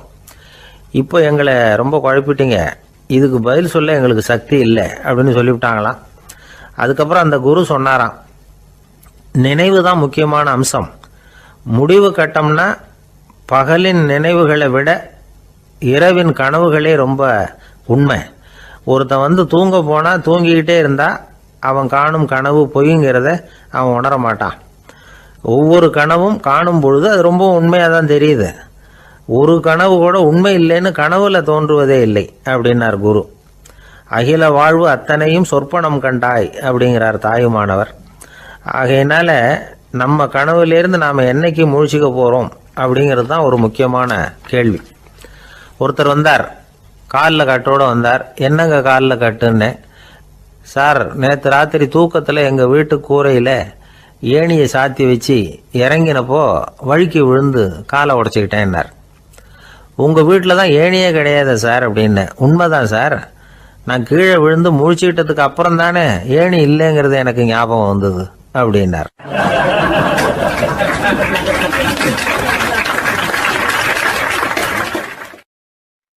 சில பேர் ஆளை பார்த்தா 60 வயசு மாதிரி தோணும். உண்மையான வயசு என்னன்னு பார்த்தா 40 அல்லது 45 சில பேரை பார்க்கறதுக்கு 45 மாதிரி தெரியும், உண்மையிலேயே 65 தாண்டி இருப்பாங்க. ஒரு மனிதனுக்கு 2 வகையான வயது உண்டுங்கிறார் ஓஷோ. அதாவது உடம்புக்குன்னு ஒரு வயசு, மனசுக்குன்னு ஒரு வயசு. முதல் உலக மகாயுத்தம் நடந்தது இல்லையா, அது முடிஞ்சதுக்கு அப்புறம் முதல் தடவையா மனிதனின் மூளை வளர்ச்சியை பற்றி மனநல வைத்தியர்கள் ஒரு கணக்கெடுப்பு சோதனை நடத்தினாங்களாம். அது வரைக்கும் மனிதனுக்கு 2 வகையான வயது உண்டுன்னு யாரும் சிந்திச்சதே இல்லையா. அந்த உலக மகாயுத்தம் முடிஞ்சதுக்கு அப்புறம் மனிதனுடைய சராசரி மனதின் வயதை கணக்கிட்டு பார்க்கும் பொழுது அவங்களுக்கெல்லாம் ரொம்ப அதிர்ச்சியாக இருந்துதான். ஏன்னா அது ரொம்ப பின்தங்கிய நிலையில் இருந்திருக்கு, வளர்ச்சி அடையாத நிலையில் இருந்திருக்கு. அவங்க கண்டுபிடிச்ச பிரகாரம் அப்போ மனசோட சராசரி வயசு என்ன தெரியுமா? 14. அப்படின்னா பார்த்துங்க, உடல் ரீதியாக ஒருத்தரோட வயசு 70 கூட இருக்கலாம், ஆனால் மனசோட வயசு 14 தான். இதுக்கு நேர்மாறாக அமைஞ்சு போச்சுன்னு வச்சுங்க. அதாவது ஒருத்தருக்கு உண்மையிலேயே 14 வயசு, அதாவது உடலோட வயசு 14, அவரோட மனசின் வயசு 70ன்னு வச்சுக்கோங்க. இப்படி அமைஞ்சுட்டுதுன்னா அவர் சீக்கிரம் ஞானத்தன்மை அடைஞ்சிருவார் அப்படின்னு அர்த்தம். இப்போ நமக்கெல்லாம் உடம்போட வயசு மனசோட வயசு ரெண்டும் ஒன்றா இருந்துட்டா அதுவே போதும், அதுவே பெரிய விஷயம். இப்போ எமர்சன் கிட்ட போய் ஒருத்தர் கேட்டாராம், உங்கள் வயசு என்ன அப்படின்னு. அவர் உடனே பதில் சொல்லியிருக்கார், 360 வருஷம் அப்படின்னாராம். கேட்டவர் குழம்பி போயிட்டார். அவர் என்ன சொல்கிறாரு, 360 வயசா? என்ன நம்ம காதில் தான் சரியாக விழலையா? எமர்சன் எப்பவும் உண்மையை பேசுகிற ஒரு சிறந்த அறிவாளி, அவர் இப்படிலாம் பொய் சொல்ல மாட்டாரே அப்படின்னு ஒரு யோசனை பண்ணிக்கிட்டே இவர் மறுபடியும் அவர் கிட்ட போனாராம். ஐயா, நீங்கள் சொன்னது சரியாக என் காதில் விழலை, அதனால் மறுபடியும் கேட்குறேன், உங்கள் வயசு என்ன அப்படின்னாராம். எமர்சன் மறுபடியும் சொல்லியிருக்கிறார், 360 வருஷம்னு. வந்தவருக்கு உண்மையிலேயே அதிர்ச்சியாக போட்டுது. அதுக்கப்புறம் மெதுவாக ஆரம்பித்தாராம், ஐயா, நீங்கள் சொல்கிறத என்னால் ஏற்றுக்க முடியாது. எப்படி பார்த்தாலும் இப்போ உங்களுக்கு வயசு ஒரு 60க்கு மேலே இருக்காதுன்னு நினைக்கிறேன் அப்படின்னாராம். நீங்கள் சொல்கிறது சரிதான், அது என் உடம்போட வயசுன்னாராம் எமர்சன். அப்படின்னா ஏற்கனவே நீங்கள் சொன்னது அப்படின்னு கேட்டிருக்காரு, அது என் மனசோட வயசு அப்படின்னாராம். நம்மளை பொறுத்த வரைக்கும் அறிவு தூசு படிஞ்சிருக்கு, அது மாதிரியே அன்பும் மாசுபட்டிருக்கு. இது ரெண்டையும் சுத்தம் பண்ண வேண்டியிருக்குது. அப்போ தான் நாம் சரியான வயசில் வாழ முடியும். ஒரு ஆசாமி இருக்கிறார், அவருக்கு உடம்போட வயசு அதிகம், மனசோட வயசு ரொம்ப குறைச்சல், குழந்தை மாதிரி. அவர் ஒரு ஆஸ்பத்திரியில் படுத்திருக்கிறார். நர்சம்மா எல்லாருக்கும் மருந்து கொடுத்துட்டு போகிறாங்க. கொஞ்ச நேரம் கழித்து திரும்பி வந்தாங்க. அப்போ இவர் அந்த அம்மாவை கூப்பிட்டு சொல்கிறார், இதை பாருங்கள் சிஸ்டர், நீங்கள் எல்லாருக்கும் சின்ன சின்ன மாத்திரையாக கொடுத்துட்டு எனக்கு மட்டும் நீளமான மாத்திரையாக கொடுத்துட்டீங்க. முழுங்கிறதுக்கு ரொம்ப கஷ்டமாக போச்சு. இனிமேல் எனக்கும் சின்ன மாத்திரையாக கொடுங்க சிஸ்டர் அப்படின்னாராம். அந்த அம்மா உடனே அதிர்ச்சியாகி தலையில் அடிச்சுக்கிட்டாங்களாம். நான் கஷ்டப்பட்டு மாத்திரையை முழுங்கினத்துக்கு நீங்கள் ஏமா தலையில் தட்டிக்கிறீங்க அப்படின்னு கேட்டிருக்காரு இவர். இதுக்கு அவங்க சொல்லியிருக்கிறாங்க, நான் உங்களுக்கு கொடுத்துட்டு போனது மாத்திரை இல்லைங்க, அது தெர்மாமீட்டர் அப்படின்னாங்களாம்.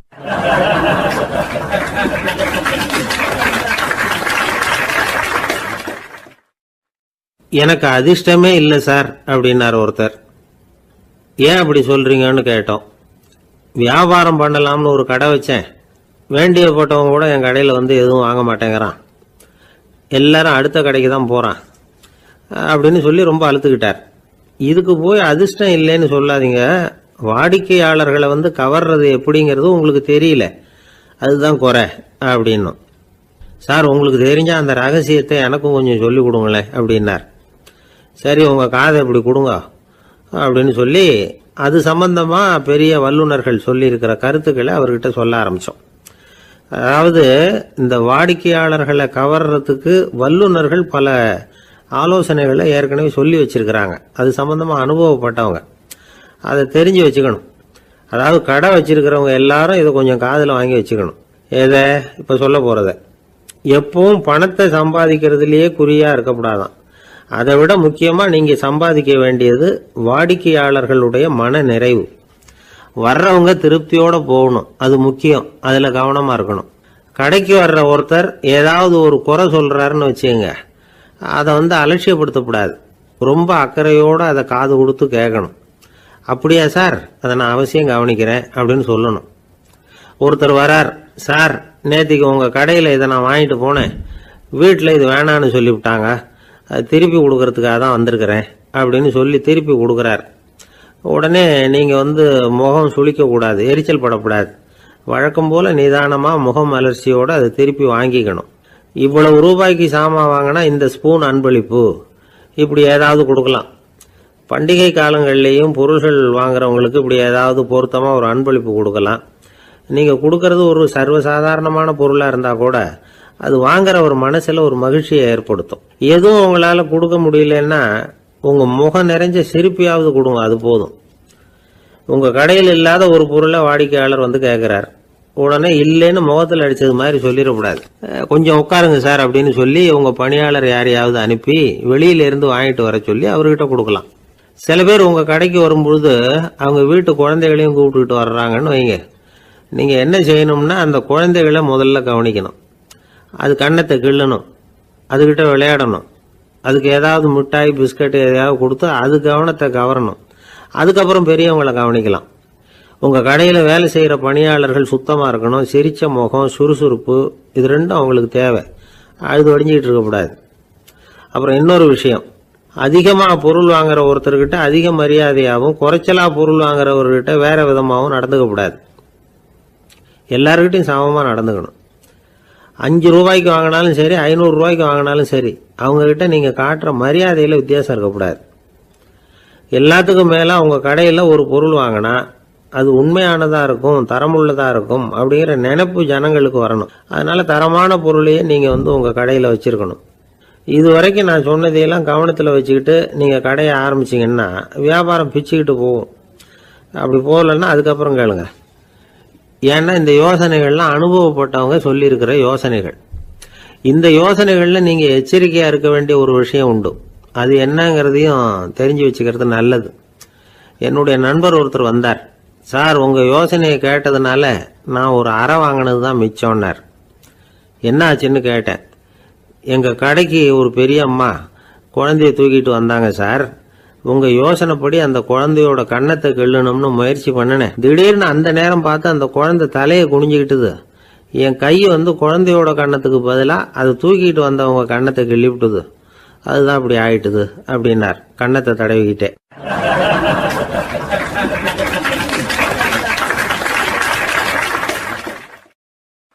ஒருத்தர் ஓடி வந்தார். இன்னொருத்தரை பார்த்து, சார் உங்கள் சைக்கிளை ஒரு நாள் இரவல் கொடுங்களேன், பக்கத்து ஊருக்கு போயிட்டு வர வேண்டியிருக்கு அப்படின்னார்.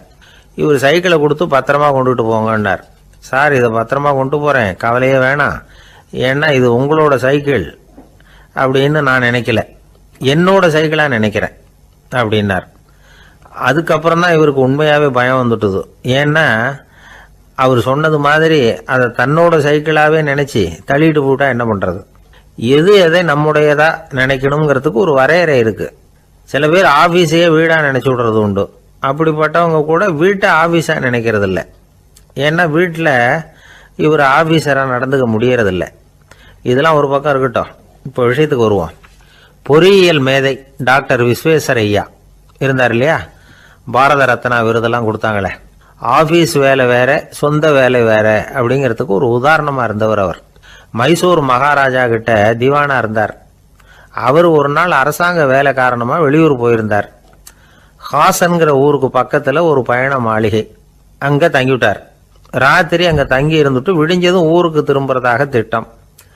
ராத்திரி தூங்குறதுக்கு ரொம்ப நேரம் ஆயிட்டுது. ரொம்ப நேரம் வரைக்கும் அரசாங்க சம்பந்தப்பட்ட வேலைகளையே பார்த்துக்கிட்டு இருக்கிறார். அரசாங்க ஃபைல்கள் நிறைய இருந்தது. அதையெல்லாம் ஒவ்வொன்றா எடுத்தார், படித்து பார்த்தார், பரிசீலனை பண்ணார். அதில் எழுத வேண்டியதை எழுதினார், கையெழுத்து போட்டார். ஒரு வழியாக அந்த வேலையெல்லாம் முடிஞ்சுது. அதுக்கப்புறம் என்ன பண்ணார்னா, தன்னுடைய சூட்கேஸை திறந்தார். அதிலிருந்து 2 மெழுகுவத்தியை எடுத்து கொளுத்தி வச்சார். அந்த பயண மாளிகையில் அது வரைக்கும் எரிஞ்சுக்கிட்டு இருந்த மின்சார விளக்குகளை அணைச்சுட்டார்.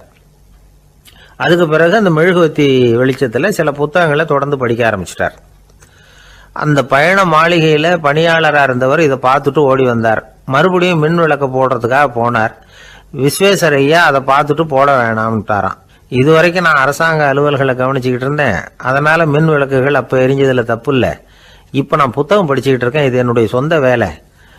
இங்கே இருக்கிற மின் விளக்கு அதுக்காக ஏன் எரியணும் அப்படின்னு கேட்டாராம். இப்போ இருக்கிற சில அரசு பணியாளர்கள்கிட்ட இந்த சம்பவத்தை பேச்சோட பேச்சா சொல்லி பார்த்தேன். அவங்களால இதை ஜீரணிக்கவே முடியல. நேர்மை தேவைதான் சார், அதுக்காக அவ்வளவு தூரத்துக்கு அது தேவையா அப்படிங்கிறாங்க. விஸ்வேஸ்வரையா அப்படி பண்ணினது தான் ஒரு நேர்மையாளர் அப்படின்னு இந்த உலகத்துக்கு நிரூபிக்கணுங்கிறதுக்காக இல்லை.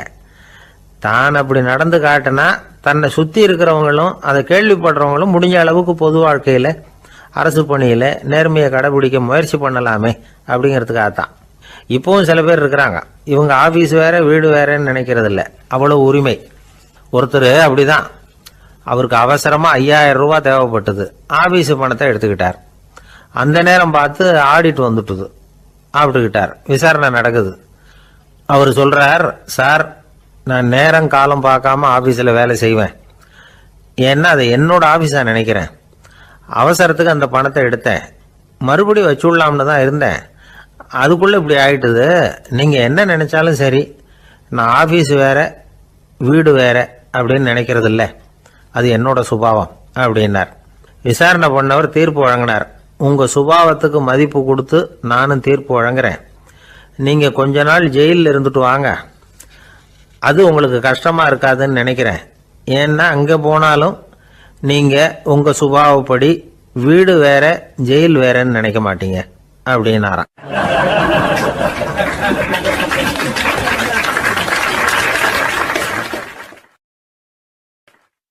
திபேத் நாட்டில் புத்த மடாலயங்கள் நிறைய உண்டு.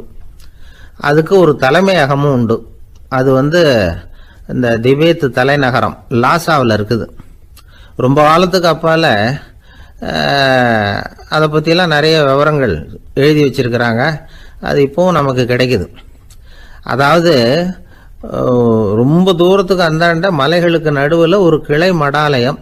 அந்த மடத்தின் தலைவருக்கு வயசாயிட்டு தான், அதனால் தலைமை பொறுப்பை வேற ஒருத்தர்கிட்ட ஒப்படைக்கலாம் அப்படின்னு முடிவு பண்ணாராம். உடனே ஒரு லாமாவை கூப்பிட்டார். அவர் மூலமாக தலைமை மடாலயத்துக்கு செய்தி அனுப்புனார், பொருத்தமான வாரிசு ஒருத்தரை அனுப்பி வைக்கும்படியாக. அந்த வாலிப லாமா புறப்பட்டார். காடு மேடெல்லாம் நடந்து போகிறார். ரொம்ப நாள் கழித்து தலைமை பீடத்தை அடைஞ்சார். தலைமை குரு கிட்ட விவரத்தை சொன்னார். தகுதியான ஒருத்தரை அனுப்பி வச்சா அழைச்சிட்டு போகிறேன் அப்படின்னார். சரி, நாளைக்கு காலையில் நீங்கள் அவங்க எல்லாரையும் அழைச்சிட்டு போகலாம்னார் அவர். அவங்க எல்லாரையுமா? அங்கே தேவைப்படுறது ஒருத்தர் தானே அப்படின்னார் இவர். ஆமான்னார். அப்புறம் ஏன் எல்லாரையும் அழைச்சிட்டு போக சொல்கிறீங்கன்னார். அது இப்போ உனக்கு புரியாது. நான் ஒரு 100 பிக்குகளை அனுப்புகிறேன், அதாவது பிட்சுகளை. அவ்வளவு பேரையும் அங்கே வச்சு சமாளிக்க முடியாது அப்படின்னாரு இவர். இருந்தாலும் இப்போ அந்த தலைமை குரு என்ன சொன்னார்னா, அதை பற்றி கவலைப்படாத, நான் 100 பேரை அனுப்புகிறேன், அதில் 99 பேர் வழியிலேயே காணாமல் போடுவாங்க, ஒருத்தன் மட்டும்தான் வருவான், அவனும் அங்கே சேர்ந்துட்டானா நீ ரொம்ப கொடுத்து வச்சவன் அப்படின்னார். இவருக்கு ஒன்றும் புரியல. இருந்தாலும் மறுநாள் அந்த வாலிபலாமா 100 பேரை அழைச்சிக்கிட்டு புறப்பட்டார். போகிற வழியிலேயே பல பேர் அங்கங்கே பிச்சுக்கிட்டு போயிட்டாங்க. அவர் சொன்னது மாதிரியே வழியில் அவங்க ஊர்கள் இருந்தது தான் காரணம். அப்பா அம்மாவை பார்த்துட்டு வரேன் அப்படின்னு கொஞ்சம் பேர் போனாங்க. சொந்த பந்தத்தை பார்த்துட்டு வரேன் அப்படின்னு கொஞ்சம் பேர். ஒரு வாரம் ஆச்சு. இப்போ மிஞ்சினது 10 பேர் தான். வழியில் ஒரு நகரம், அங்கே சில பிட்சுக்கள் சந்திச்சாங்க. எங்கள் மடத்து தலைவர் இறந்துட்டார், உங்களில் யாராவது ஒருத்தர் எங்களுக்கு தலைவராக முடியுமா அப்படின்னு கேட்டாங்க. 10 பேரும் தயார். அதில் ஒருத்தரை அழைச்சிட்டு அவங்க போயிட்டாங்க. இன்னொரு ஊரில் சில பேர் வந்தாங்க, வழி மறிச்சாங்க. நில்லுங்க, எங்கள் மன்னர் மகளுக்கு திருமணம், அதை நடத்தி வைக்க 3 லாமாக்கள் தேவை அப்படின்னாங்க. இப்படி கொஞ்சம் கொஞ்சமாக எல்லாரும் காலி. கடைசியில் 2 பேரும் மிஞ்சினாங்க. அங்கே ஒரு இளம்பெண் எதிரில் வந்தா, எங்கள் அப்பா வேட்டைக்கு போயிருக்கிறாரு, இன்னும் திரும்பி வரல, வீட்டில் வேற யாரும் இல்லை, தனியாக இருக்க பயமாக இருக்கு, யாராவது ஒருத்தர் எனக்கு துணையாக இருக்கணும் அப்படின்னு கேட்டுக்கிட்டா. எங்கள் 2 பேரில் நீயே ஒருத்தரை தேர்ந்தெடுத்துக்கோ, இல்லைன்னா எங்களுக்குள்ள சண்டை வந்துடும் அப்படின்னாங்க. இப்போ மிஞ்சினவர் ஒருத்தர், அவருக்கும் ஒரு சோதனை வந்தது. ஒரு தர்க்கவாதி எதிரில் வந்தான், உன்னோட வாதம் பண்ணணும்னா. இவனோட வாதம் பண்ணுறேன், அது முடிய ரொம்ப காலம் ஆகலாம், தர்க்கத்தில் நான் ஜெயிச்சா அங்கே வரேன், இல்லைன்னா இவருடைய சீடனை ஆயிடுவேன் அப்படின்னார் அவர். கடைசியாக அழைக்க வந்த வாலிபலாமா மட்டும் வெறும் கையோடு திரும்பி போனார். அங்கே இருந்த வயசான மடாதிபதி கேட்டார், எத்தனை பேர் அங்கேருந்து புறப்பட்டீங்கன்னார். என்னையும் சேர்த்து 101ன்னார் அவர். நல்லது, நீயாவது திரும்பி வந்திய, அதுதான் எனக்கு போதும், ஏன்னா நீ தான் எனக்கு உண்மையான வாரிசு, அந்த 100 பேரில் யாரும் வரமாட்டாங்க அப்படின்னார் அவர். ஏன்னா அவருக்கு தெரியும் இவர் ஒருத்தர் தான் திரும்பி வருவாருங்கிறது. திபேத்தில் ஒரு பழங்கால பழமொழி உண்டாம், 100 பேர் செல்லலாம், எப்பொழுதாவது ஒருவன் அபூர்வமாக அடைய வேண்டிய இடத்தை அடைவான். இதுதான் அந்த பழமொழி. ஒரு உன்னதமான இலக்கை அடையணும்னா அது அவ்வளவு சுலபமான காரியம் இல்லை.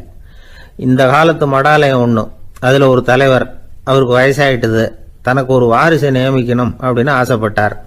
ரொம்ப கஷ்டப்பட்டு ஒருத்தரை பிடிச்சார், தனக்கு வாரிசா நியமிச்சுட்டு அவர் சமாதி ஆயிட்டார்.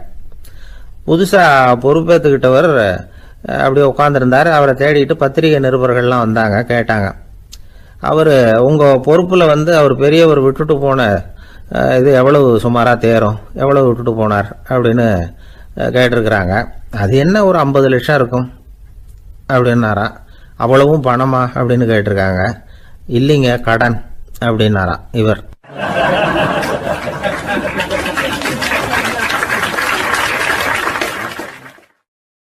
ஒரு நண்பர் யாருக்கோ ஃபோன் பண்ணிட்டு இருந்தார். அவர் பேசி முடிச்சதும் நான் அவரை பார்த்து, இப்போ ஃபோன் பண்ணீங்களே, அந்த ஃபோன் நம்பர் என்ன அப்படின்னு கேட்டேன். அவர் தலையை சொரிஞ்சுக்கிட்டார், ஞாபகம் வரலன்னார். சரி சார், அதை விடுங்க, உங்கள் மனைவி பேர் என்ன அப்படின்னு கேட்டேன். மாலதின்னார். என்ன சார் இது வேடிக்கை, கொஞ்ச நேரத்துக்கு முன்னாடி பேசின ஃபோன் நம்பர் மறந்து போச்சு, எப்போவோ கல்யாணம் பண்ணிக்கிட்ட மனைவி பேர் மறக்கலை, அதை கரெக்டாக சொல்லிவிட்டீங்களே அப்படின்னு கேட்டேன். அவர் என்ன ஒரு மாதிரியாக பார்த்தார். அவர் அப்படி என்னை பார்த்ததில் ஒன்றும் தப்பு இல்லை, ஏன்னா நாம் எல்லாருமே அப்படித்தானே, ஒரு குறிப்பிட்ட காரியத்துக்காக தொலைபேசியில் ஒருத்தட்ட பேசுகிறோம், அதுக்கப்புறம் அந்த எண் நமக்கு அனாவசியம், அதனால் மறந்துடுறோம். இதுக்கு பேர் தான் தற்காலிக ஞாபகம். ஆனால் மனைவி பேரை மறந்துட முடியுமா? முடியாது. அது அவசியமான ஒன்று. அடிக்கடி அந்த பேரை உபயோகப்படுத்துகிறோம், அதனாலேயும் அது முக்கியங்கிறதுனாலேயும் அதை மறக்கிறது இல்லை. இதுக்கு பேர் நிரந்தர ஞாபகம். சரி, இந்த தற்காலிக ஞாபகம், நிரந்தர ஞாபகம், இது 2 ஞாபக அளவுகளையும் கட்டுப்படுத்துறது எது அப்படின்னா மூளைக்குள்ள நடக்கிற மின்சார நடவடிக்கைகள் தான். தற்காலிக ஞாபகம் ஒரு மின்னல் மாதிரி தோன்றி மறையுது. நிரந்தர ஞாபகம் ஒரு படிவம் போல மூளையில படிஞ்சுடுது. ஒரு சம்பவத்தின் பல பிரதிகள் மூளையில பல்வேறு பகுதிகளிலேயும் படியறதுனால ஒன்று மறைஞ்சாலும் மறந்தாலும் இன்னொன்று மறையறதில்லை. இப்படிப்பட்ட நிலைமையில தான் இந்த தொண்டையில இருக்கு, வாயில வரமாட்டேங்குது சார் அப்படிமா. ஒருத்தருக்கு எந்த துறையில ஆர்வமும் ஈடுபாடும் அதிகமோ அது சம்பந்தமான ஞாபக சக்தி அதிகமா இருக்கும். தொழிலை விரும்புகிற ஒரு டெலிபோன் ஆபரேட்டருக்கு எண்கள்லாம் நல்ல ஞாபகம் இருக்கும். அது மாதிரி கவிஞர்களுக்கு வார்த்தைகள் நல்ல ஞாபகத்தில் இருக்கும். இது ஒரு பக்கம் இருந்தாலும் ஒரு மூளை எண்களை விட எழுத்துக்களை விட படங்களை ரொம்ப சுலபமா ஞாபகத்தில் வச்சுக்குது. புரிஞ்சுக்கிற தன்மை, அனுபவம், புத்தி கூர்மை இது கூடி குறையிறத பொறுத்து ஞாபக சக்தியும் ஏறும் இறங்கும். இப்போ உதாரணத்துக்கு ஒரு பையனுக்கு படித்தது எதுவும் ஞாபகத்தில் இல்லைன்னா அவன் அதை சரியாக புரிஞ்சுக்கலன்னு அர்த்தம். இந்த மறதிங்கிறது எந்த சமயத்தில் ஒரு பிரச்சனை ஆகுது தெரியுமா? உங்களுக்கு வேண்டியப்பட்ட ஒருத்தரை ஞாயிற்றுக்கிழமை சாயந்தரம் சரியாக 5 மணிக்கு கடற்கரைக்கு வர சொல்லிவிட்டு அந்த நேரத்தை மறந்துட்டா அது பரவாயில்ல, வர சொன்னதையே மறந்துட்டாதான் நிலைமை மோசம்னு அர்த்தம். இப்படி இருந்தால் இது சிகிச்சை எடுத்துக்க வேண்டிய நிலைமைங்கிறத புரிஞ்சுக்கணும். ஆமாம், இதுக்கும் மருந்து இருக்கு. ஆனால் மூளை குறிப்பிட்ட அளவுக்கும் கீழே இயங்குறப்போவோ இன்னொன்று சொல்லுவாங்க, இந்த நீரோ டிரான்ஸ்மிட்டர் அப்படின்னு சொல்லுவாங்க. அப்படிங்கிற மூளை ரசாயனம் ரொம்பவும் குறைஞ்சி போகிறப்போ மட்டும்தான் உபயோகப்படும். டாக்டர் என்ன சொல்றாங்க தெரியுமா? மூளையை பொறுத்த வரைக்கும் அதுல ஞாபக சக்தி அதிகமா உள்ள மூளை, மறதி உள்ள மூளை அப்படின்னு ஒன்றும் கிடையாது அப்படிங்கிறாங்க. நினைவு வச்சுக்கிறதுக்கு பயிற்சி அளிக்கப்பட்ட மூளை, பயிற்சியற்ற மூளை அப்படின்னு வேணும்னா சொல்லலாம் அப்படின்னு சொல்றாங்க. அதனால நம்ம ஞாபக சக்திங்கிறது நம்ம கிட்ட இருக்கிற பயிற்சி, முயற்சி இதை பொறுத்து தான் அமையும். ஒருத்தர் ஒரு பென்சிலை எங்கேயோ வச்சுக்கிட்டு தேடிக்கிட்டு இருந்தார். அப்புறம் என்னமோ தீவிரமா யோசனை பண்ணி அதை ஞாபகப்படுத்தி பார்த்துக்கிட்டு இருந்தாராம். எதிரில் உட்கார்ந்துருந்தவர் சொன்னார், பென்சிலை தானே தேடிட்டு இருக்கீங்க, அது உங்க வலது காதில் இருக்குது சார் அப்படின்னாராம் அவரு. இதுக்கு அவரு சொல்லியிருக்காரு, பென்சிலை வலது காதில் தான் வச்சிருக்கேங்கிறது எனக்கு நல்லா ஞாபகம் இருக்கு, ஆனா எது வலது காதுங்கிறது தான் மறந்து போச்சு அப்படின்னாராம். அவர் அதை தான் யோசிச்சுட்டு இருந்திருக்கிறார்.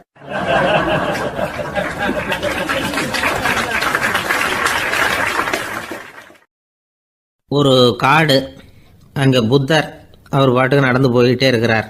அவருக்கு பின்னாடி ஒரு குரங்கு, அதுவும் தொடர்ந்து வந்துக்கிட்டே இருக்குது. புத்தர் திரும்பி பார்த்தார். குரங்கு அப்படியே குதித்து உயர எழும்பி ஒரு கிளையில் போய் உக்காந்துது. ஏன் இப்படி பண்ணுறேன்னு கேட்டார் புத்தர். என்னை சாதாரணமாக நினைக்க வேணாம், நான் மகாமந்தி, என்னால் எல்லாம் முடியும், முடியாதுங்கிற வார்த்தையே என்னுடைய அகராதியில் கிடையாது, என்ன வேணும்னாலும் செய்வேன் அப்படின்னுது. அப்படின்னா ஒரு பந்தயம் வச்சுக்கலாமான்னாரு இவர். ஓ வச்சுக்கலாமேன்னுது. வேற ஒன்றும் இல்லை, இப்போ நீ மேலே எழும்பி அந்த கிளையில் உட்காந்தது மாதிரி அங்கேருந்து தாவி என் உள்ளங்கையில் உட்காரணும், அவ்வளவுதான் அப்படின்னார். அப்படி உட்காந்துட்டா என்ன பரிசு அப்படின்னு கேட்டது அது. சொர்க்கத்தில் இருக்கிற மாமன்னன் மரகத சக்கரவர்த்தியை என்னோட இருக்கும்படியாக கூப்பிட்டுக்கிறேன். அந்த சமயத்தில் அவருடைய அரியணை அங்கே காலியாயிடும், நீ அதில் போய் உட்காந்துக்கலாம். பந்தயத்தில் தோத்துட்டா ஒரு கல்ப காலம் இந்த பூமியில் வாழ வேண்டியிருக்கும், அதுக்கு பிறகு தான் என்கிட்ட வர முடியும், என்ன சொல்கிற அப்படின்னார். குரங்குக்கு தாவறது ஒரு பெரிய காரியமா? இது எனக்கு ரொம்ப சாதாரண விஷயம், என்ன இப்போவே தாவட்டுமா அப்படின்னுது. சரின்னு சொல்லி உள்ளங்கையை நீட்டினார். அவருடைய கை தாமரை இலை அளவுக்கு அப்படியே விரிஞ்சுது. குரங்கு சௌகரியமாக உட்கார்றதுக்காக. குரங்கு தாவறதுக்கு தயாராச்சு. அதுக்கு முன்னாடி ஒரு சின்ன யோசனை அதுக்கு. இந்த கிளையிலேருந்து அந்த கைக்கு தாவறது எனக்கு ரொம்ப அற்பமான ஒரு வேலை, இது ரொம்ப சாதாரணம், என்னுடைய கௌரவத்துக்கு இது சரியாக இருக்காது.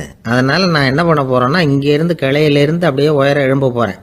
எழும்பி மேல் உலகம் போய் அங்கே ஒரு சுற்றி விட்டு அதுக்கப்புறம் அங்கேருந்து நேராக இந்த கையில் உட்கார போகிறேன் அப்படின்னு நினச்சது.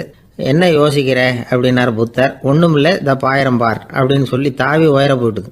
கொஞ்ச நேரத்தில் வான உலகத்துக்கே போய் சேர்ந்துட்டுது. அங்கே போய் பார்த்தா அங்கே ஒரு 5 பளிங்கு தூண்கள் இளம் சிவப்பு நிறத்தில் நின்றுக்கிட்டு இருக்குது. குரங்கு நினச்சிக்கிட்டுது, புத்தர்கிட்ட போய் இந்த பளிங்கு தூண்களை பார்த்தோம்னு சொன்னால் அப்படியே திகைச்சு போயிடுவார், இந்த தூணில் ஏதாவது அடையாளம் செஞ்சுட்டு போகணும் அப்படின்னு அந்த இடத்துல மிதந்துக்கிட்டே நினச்சிது. உடனே ஒரு தூணில் எழுதிச்சு. என்ன எழுதிச்சுன்னா, ஒரு மகா ஞானி இங்கே வந்துட்டு போகிறார் அப்படின்னு எழுதிச்சு. எழுதிவிட்டு அப்படியே கீழே தாவி புத்தரோட உள்ளங்கையில் உட்காந்துது. எப்படி பார்த்தீங்களா என்னுடைய வேலை? வான உலகத்துக்கே போய் அங்கே இருக்கிற 5 பளிங்கு தூண்களை பார்த்துட்டு அதில் நான் வந்த விவரத்தை எழுதி வச்சுட்டு அதுக்கப்புறம் இங்கே வந்திருக்கிறேன் அப்படின்னுது ரொம்ப பெருமையாக. அப்படியா அப்படின்னார் புத்தர். ஆமாம், சந்தேகமாக இருந்தால் வாங்க, அழைச்சிட்டு போய் காட்டுறேன் அப்படின்னுது அந்த குரங்கு.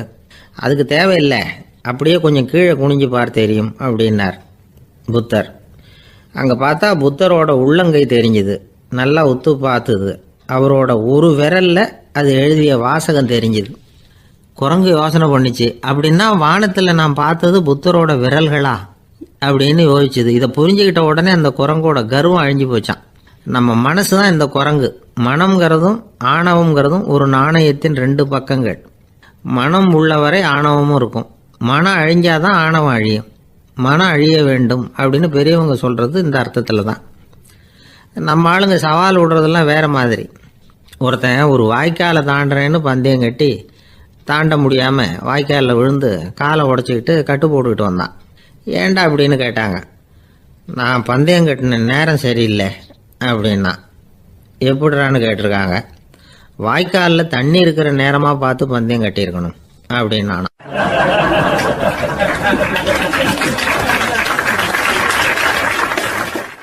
ஒருத்தர் ரொம்ப கவலையோடு உட்காந்துருந்தார். எதை பற்றி சார் கவலைப்படுறீங்கன்னு கேட்டோம். எதிர்காலத்தை பற்றி கவலைப்படுறேன்னார். ஏன்னு கேட்டோம்.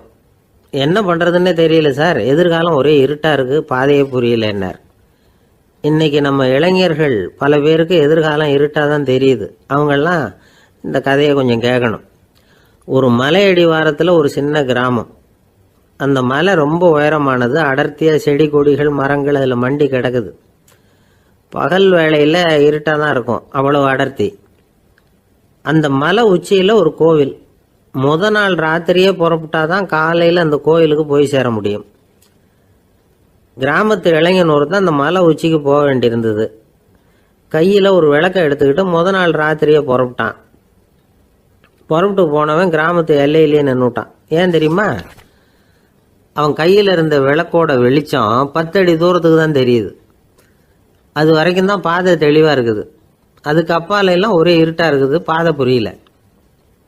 இவன் யோசனை பண்ணி பார்த்தான். மனசுக்குள்ள ஒரு சந்தேகம். 10 அடி தூரம் தானே வெளிச்சம் தெரியுது, அப்படின்னா நாம் 10 அடி தூரம் தானே போக முடியும். அதுக்கு அந்தாண்ட ஒரே இருட்டாக இருக்குதே, அதில் எப்படி நாம் நடந்து போகிறது? நாம் ரொம்ப தூரம் நடந்து போய் ஆகணுமே. அப்படிப்பட்ட நினப்பெல்லாம் அவனுக்கு வந்துட்டுது. இதுதான் அவன் மனசில் ஏற்பட்ட தயக்கம். இப்படி யோசிச்சுக்கிட்டே அந்த இளம் ஆசாமி புறப்பட்ட இடத்துலயே நின்றுக்கிட்டு இருக்கிறான். அந்த சமயத்தில் ஒரு வயசான பெரியவர் அந்த பக்கமாக வந்தார். அவர் கையில் இதை விட சின்னதாக ஒரு விளக்கு வச்சுருந்தார். அது எப்படின்னா அது ஒரு 5 அடி தூரத்துக்கு தான் வெளிச்சம் காட்டுது. அவ்வளவு சின்ன விளக்கு. அவரும் மலை உச்சிக்கு போகிறதுக்காக தான் வந்துக்கிட்டு இருக்கிறார். அவரை பார்த்து இவன் கேட்டான், என்ன பெரியவரே, இவ்வளவு சின்ன விளக்க வச்சுக்கிட்டு அவ்வளவு தூரத்துக்கு எப்படி மலையேற போகிறீங்க அப்படின்னு கேட்டான். நீ ஏன் இப்படி தயங்கிட்டே நிற்கிறேன்னு கேட்டார் பெரியவர். என்கிட்ட இருக்கிற விளக்கு 10 அடி தூரத்துக்கு தான் பாதையை காட்டுதுன்னா. இப்போ பெரியவர் சொன்னார், தம்பி, உன் கையில் இருக்கிற விளக்கு கொடுக்குற வெளிச்சத்தை வச்சு நீ முதல்ல 10 அடி தூரம் முன்னாடி போ. 10வது அடியில் போய் நின்றுக்கிட்டு பாரு. மறுபடியும் ஒரு 10 அடி தூரத்துக்கு பாதை தெரியும். இப்படி உன் கையில் இருக்கிற விளக்கு தொடர்ந்து வெளிச்சம் காட்டிக்கிட்டே இருக்கும். நீ முன்னேற முன்னேற அந்த வெளிச்சமும் முன்னேறும். அதனால் எத்தனை கிலோமீட்டர் தூரம் வேணும்னாலும் நீ இந்த 10 அடி தூரம் வெளிச்சத்தை வச்சுக்கிட்டே நீ போயிடலாம், புறப்படு அப்படின்னார். இப்போ தான் அந்த பெரியவர் சொன்னது இளைஞனுக்கு பளிச்சுன்னு புரிஞ்சுதான். உடனே உற்சாகமாக புறப்பட்டான், உச்சிக்கு போய் சேர்ந்தான். இந்த கதையிலேருந்து நாம் புரிஞ்சிக்க வேண்டியது என்ன தெரியுமா? நீண்ட கால திட்டம் ஒன்று போடும் பொழுது நமக்கு முன்னாடி இருக்கிறத மறந்துட்டு மனசை போட்டு குழப்பிக்க கூடாது. உங்கள் கையில் என்ன இருக்கோ அதுலேயே உங்கள் எதிர்காலம் மறைஞ்சிருக்குது. கண் முன்னாடி தெரியறத வச்சு ஆரம்பிங்க, போக போக வழி தானாக புலப்படும் அப்படிங்கிறார் ஒரு பெரியவர். பெரிய பயணங்களையெல்லாம் இப்படி தான் நடத்த வேண்டியிருக்கும். ஒவ்வொரு அடியாக எடுத்து வச்சா ஓடி போய் சேர்ந்து விடலாம். மலைச்சி போய் நின்றுட்டா நின்றுக்கிட்டே இருக்க வேண்டியது தான். நம்ம ஆள்லாம் ரொம்ப மோசமாக இருக்கிறாங்க. ஒருத்தன் அப்படி தான் நீண்ட தூர பிரயாணம் ஒன்று புறப்பட்டான். ரயில் போய்கிட்டே இருந்தது. கொஞ்சம் தூரம் போச்சு, பாதி வழியில் கையில் வச்சுருந்த டிக்கெட்டை காற்றுல விட்டுட்டான். ஐயோ, என் டிக்கெட்டு போயிட்டுதே அப்படின்னு கத்த ஆரம்பிச்சுட்டான். பக்கத்தில் இருந்த பெரியவர் அவனை பார்த்து பரிதாபப்பட்டு, கவலைப்படாத தம்பி, போனால் போகுது, வேற டிக்கெட் வாங்கிக்கலாம் அப்படின்னு ஆறுதல் சொன்னார்.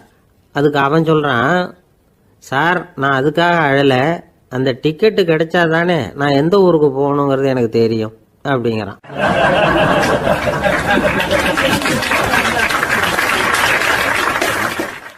ஒரு ஊரில் ஒரு ஆள் இருந்தான். அவனுக்கு ஒரே ஒரு மகள். அவளை நல்ல இடத்துல கட்டி கொடுக்கணும்னு ஆசைப்பட்டான். அதுக்காக மாப்பிள்ளை தேடிக்கிட்டு இருந்தான். அவன் கொஞ்சம் வசதியான ஆள். அதனால் நிறைய பேர் வந்தாங்க. இருந்தாலும் ஒரு நல்ல குணமுள்ள மாப்பிள்ளையாக இருக்கணும் அவன் எதிர்பார்த்தான். அப்படி இருக்கணும்னு தொடர்ந்து முயற்சி பண்ணான். கடைசியாக ஒரு 3 பேர் கிடைச்சாங்க. அந்த 3 பேரில் யாரை தேர்ந்தெடுக்கிறது? இதுதான் அவனுக்கு வந்த குழப்பம். இந்த நிலைமையில் ஒரு பெரியவரை தேடி போனான். அவர்கிட்ட தன்னுடைய பிரச்சனையை சொன்னான். அவர் கொஞ்சம் யோசனை பண்ணார். அதுக்கப்புறம் 3 பேரையும் கூப்பிட்டார். இதை பாருங்கப்பா, உங்கள் 3 பேருக்கும் 3 மாத கால அவகாசம் தர்றேன். நீங்கள் இப்போ போகலாம். 3 மாதம் கழித்து திரும்பி வரலாம். அப்படி வரும்பொழுது இந்த 3 மாத காலத்தில் நீங்கள் செஞ்ச நல்ல காரியம் ஏதாவது ஒன்று சொல்லணும். அதை வச்சு உங்களில் ஒருத்தரை நாங்கள் தேர்ந்தெடுத்துக்கிறோம் அப்படின்னு சொன்னாராம். 3 பேரும் சரின்னு சொல்லிவிட்டு திரும்பி போயிட்டாங்க. 3 மாதம் ஆச்சு. அதுக்கப்புறம் ஒரு நாள் திரும்பி வந்தாங்க. அவர் அவங்கள கூப்பிட்டு உட்கார வச்சார். அப்புறம் கேட்டார், இப்போ சொல்லுங்கள், இந்த 3 மாத காலத்தில் நீங்கள் செஞ்சுருக்கிற ஏதாவது ஒரு நல்ல காரியத்தை சொல்லுங்க அப்படின்னார். முதல்ல ஒருத்தன் எழுந்திரிச்சு நின்னான்.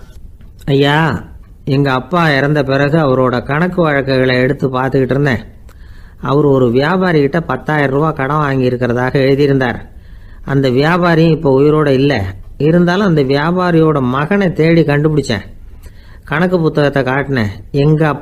உங்கள் அப்பா கிட்ட 10,000 ரூபா கடன் வாங்கியிருக்கிறதாக இதை எழுதியிருக்கிறார்.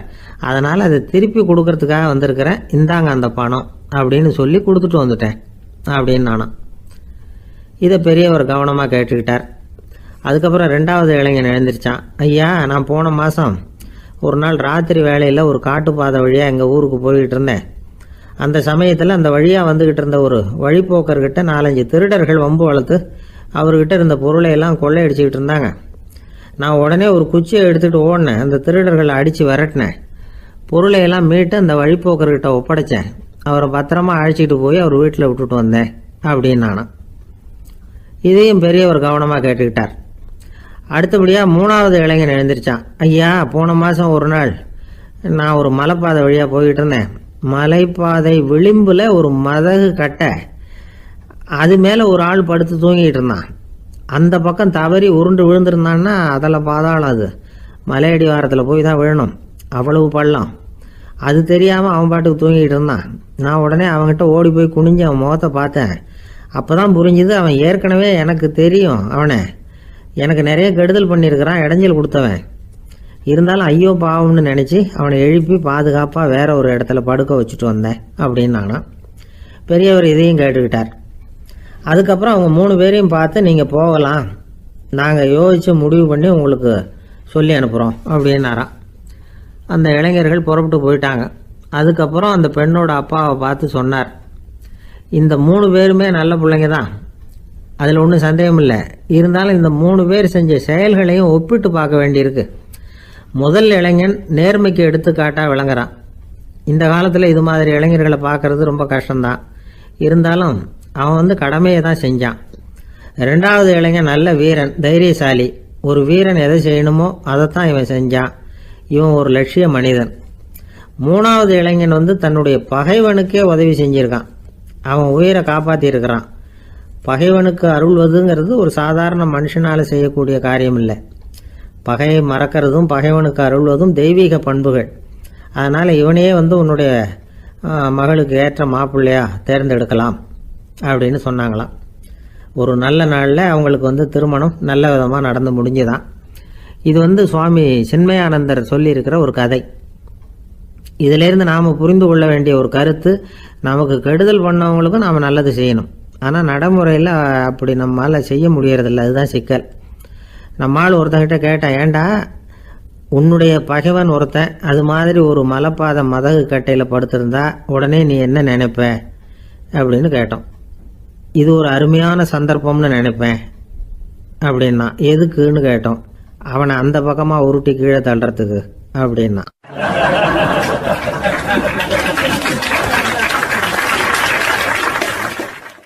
ஒரு அம்மா, அவங்களுக்கு 35 வயசு இருக்கும். குடும்பத்தில் எந்த கஷ்டமும் இல்லை. இருந்தாலும் காரணம் இல்லாமல் பிள்ளைங்க பேரில் கோவப்படுறது, எரிஞ்சு விடுறது அவங்க வழக்கம். பிள்ளைங்க அழும். உடனே அவங்க மனசும் சங்கடப்படும். இன்னொரு அம்மா, நல்ல வேலையில் இருக்கிறவங்க, வாரத்துக்கு ஒரு தடவையாவது தலைவலி வந்துடும். இவங்களுக்கெல்லாம் உடம்புல எந்த கோளாறும் இல்லை, மனசு மட்டும் சரியாக இருக்காது. தூக்க மாத்திரை கையில் வச்சுருப்பாங்க. 30-35 வயசுடைய பெண்களுக்கு சர்வசாதாரணமாக காணப்படுகிற மனக்கோளாறு இது.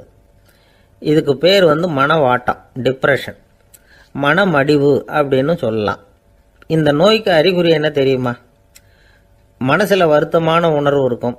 அடிக்கடி அழலாம் போல தோணும். முன்னால எல்லாம் எந்தெந்த செயலில் ஆர்வம் இருந்ததோ அதெல்லாம் குறைஞ்சிரும், அல்லது சுத்தமாகவே ஆர்வம் இல்லாமல் போயிடும். சில பெண்கள் இளம் வயசில் பக்கத்தில் இருக்கிறவங்க கிட்ட கலகலப்பாக பேசுவாங்க, வீட்டை அலங்கரிக்கிறதுல ஆர்வம் இருக்கும். இப்போ அதுலையெல்லாம் ஆர்வம் இல்லாமல் போயிடும். எந்த வேலை செஞ்சாலும் சீக்கிரம் களைப்பு அடைஞ்சுடுறது மாதிரி ஆகிடும்.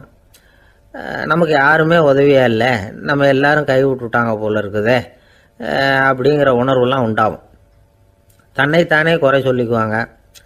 நாம் தப்பு பண்ணிவிட்டோம் போல இருக்குதே அப்படின்னு தோணும்.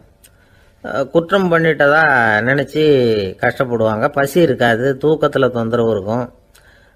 அடிக்கடி செத்து போடலாங்கிற உணர்வு வரும். தற்கொலை பண்ணிக்கலாங்கிற எண்ணம் உண்டாகும். சில பேர் தற்கொலை முயற்சியில் கூட ஈடுபடுவாங்க. சில பேருக்கு பலவிதமான உடல் வலிகள் இருக்கும், பலவீனம் இருக்கும், சீக்கிரமாக களைப்படைஞ்சு போடுவாங்க. இதெல்லாம் மனவாட்ட நோய்க்கான தன்மைகள். இந்த மனவாட்டம், அதாவது டிப்ரெஷனை வந்து 2 வகையாக பிரிக்கலாமா. ஒன்று தானாக உண்டாக்கிக்கிறது, இன்னொன்று எதிர் விளைவை உண்டு பண்ணுகிற அல்லது நரம்பு சம்பந்தப்பட்ட டிப்ரெஷன். தானாக உண்டாக்கிக்கிற மனவாட்ட நோய் இருக்கு பாருங்க, அதுக்கு ஏதாவது சூழ்நிலை காரணமாக இருக்கலாம் அல்லது இல்லாமலும் போகலாம். மூளையில் வந்து டொப்பாமைன் அல்லது செரட்டோனின் இதோட அளவு வந்து குறையும் பொழுது இந்த டிப்ரெஷன் உண்டாகுது. இதுக்கு ஓரளவு பிறவி காரணங்கள் கூட இருக்கலாம். குடும்பத்தில் வேற சிலருக்கும் வரலாம். பாதிக்கப்பட்ட பெண்ணை வந்து பார்க்கறதுக்கு பலவீனமாக தெரியும், கடுமையான குற்ற உணர்வு இருக்கும், தனியாக இருக்கிறதுக்கு ஆசைப்படுவாங்க, நடு ராத்திரியில் எழுந்திரிச்சு உட்காந்து கஷ்டப்பட்டுக்கிட்டு இருப்பாங்க, கொடூரமான முறையில் தற்கொலை பண்ணிக்க முயற்சி பண்ணுவாங்க, தீ வச்சுக்கிறது, அமிலத்தை குடிக்கிறது, தூக்கில் தொங்குறது. இப்படி தானாக வரவழைச்சிக்கிற மனவாட்ட நோய் வந்து மறையக்கூடிய நோய். ஒரு தடவை வந்தால் 3லேருந்து 6 மாதம் வரைக்கும் நீடிக்கும். இடைப்பட்ட காலங்களில் நோயாளி இயல்பாக இருப்பார்.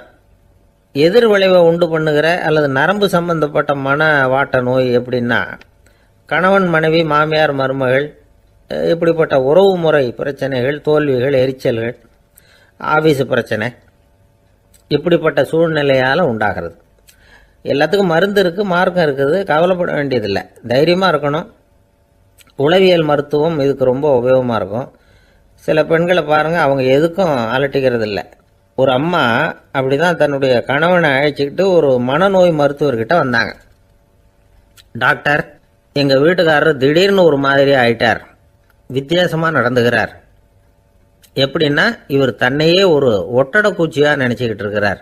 அப்படி நினச்சிக்கிட்டு தன்னுடைய தலையாலேயே வீட்டில் உள்ள ஒட்டடையெல்லாம் தொடச்சிக்கிட்டு இருக்கிறார் அப்படின்னாங்க.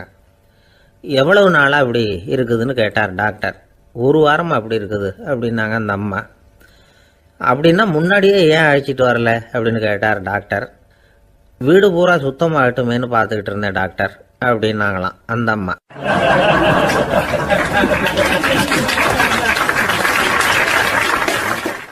ஒரே ஒரு ஊரில் ஒரு பாதிரியார் இருந்தார். ரொம்ப நாள் சந்தோஷமாக வாழ்ந்தார். ஒரு நாள் அவர் மடத்து சமையல் அறையில் பாத்திரங்களை கழுவி துலக்கி சுத்தப்படுத்திக்கிட்டு இருந்தார். அந்த சமயத்தில் ஒரு தேவ தூதன் அவர் முன்னாடி வந்து நின்னான். இவர் நிமிர்ந்து பார்த்தார். ஆண்டவர் என்னை வந்து உங்ககிட்ட அனுப்பியிருக்கிறார், பரலோகத்தில் வாசம் செய்யறதுக்கு உங்களுக்கு நேரம் வந்துட்டுது அப்படின்னு அந்த ஆள். ஆண்டவருக்கு என்னோட ஞாபகம் வந்ததுக்கு நன்றி. ஆனாலும் இப்போ இங்கே நீயே பாரு, எவ்வளவு பாண்டங்கள் பாக்கி இருக்கு, இவ்வளவையும் நான் வந்து சுத்தப்படுத்த வேண்டியிருக்கு. நான் வந்து நன்றி கெட்டவனாக இருக்க விரும்பலை. இந்த பணியை முடிக்கிற வரைக்கும் என்னுடைய பரலோக வாழ்வை தள்ளி வைக்க முடியுமா? நீ என்ன நினைக்கிற அப்படின்னு கேட்டார். தேவதூதன் தனக்கே உரிய விவேகத்தோட அன்போட பாதிரியாரை பார்த்தான். சரி, என்ன செய்யலாம்ங்கிறத அப்புறம் சொல்கிறேன் அப்படின்னு சொல்லிவிட்டு புறப்பட்டு போயிட்டான். ஒரு நாள் அந்த பாதிரியார் தோட்டத்தில் உள்ள களைகளை எல்லாம் ஒரு களை கொத்தியால் கொத்தி களை எடுத்துக்கிட்டு இருக்கிறார். அந்த சமயத்தில் இந்த தேவதூதன் மறுபடியும் அவர் முன்னாடி வந்து நிற்கிறான். பாதிரியார் பார்த்தார். இதை பாரு, இந்த தோட்டம் பூராவும் எவ்வளவு களை மண்டி கிடக்கு, பரலோகம் கொஞ்ச காலம் எனக்காக பொறுத்திருக்கலாம்னு நீ நினைக்கிறியா அப்படின்னு கேட்டார். தேவதூதன் சிரிச்சுக்கிட்டே மறுபடியும் மறைஞ்சிட்டான். மறுபடியும் அவர் களை எடுக்கிறது, தானிய களஞ்சியத்துக்கு வர்ணம் பூசுறது, இப்படிப்பட்ட வேலைகளில் ஈடுபட்டிருக்கார்.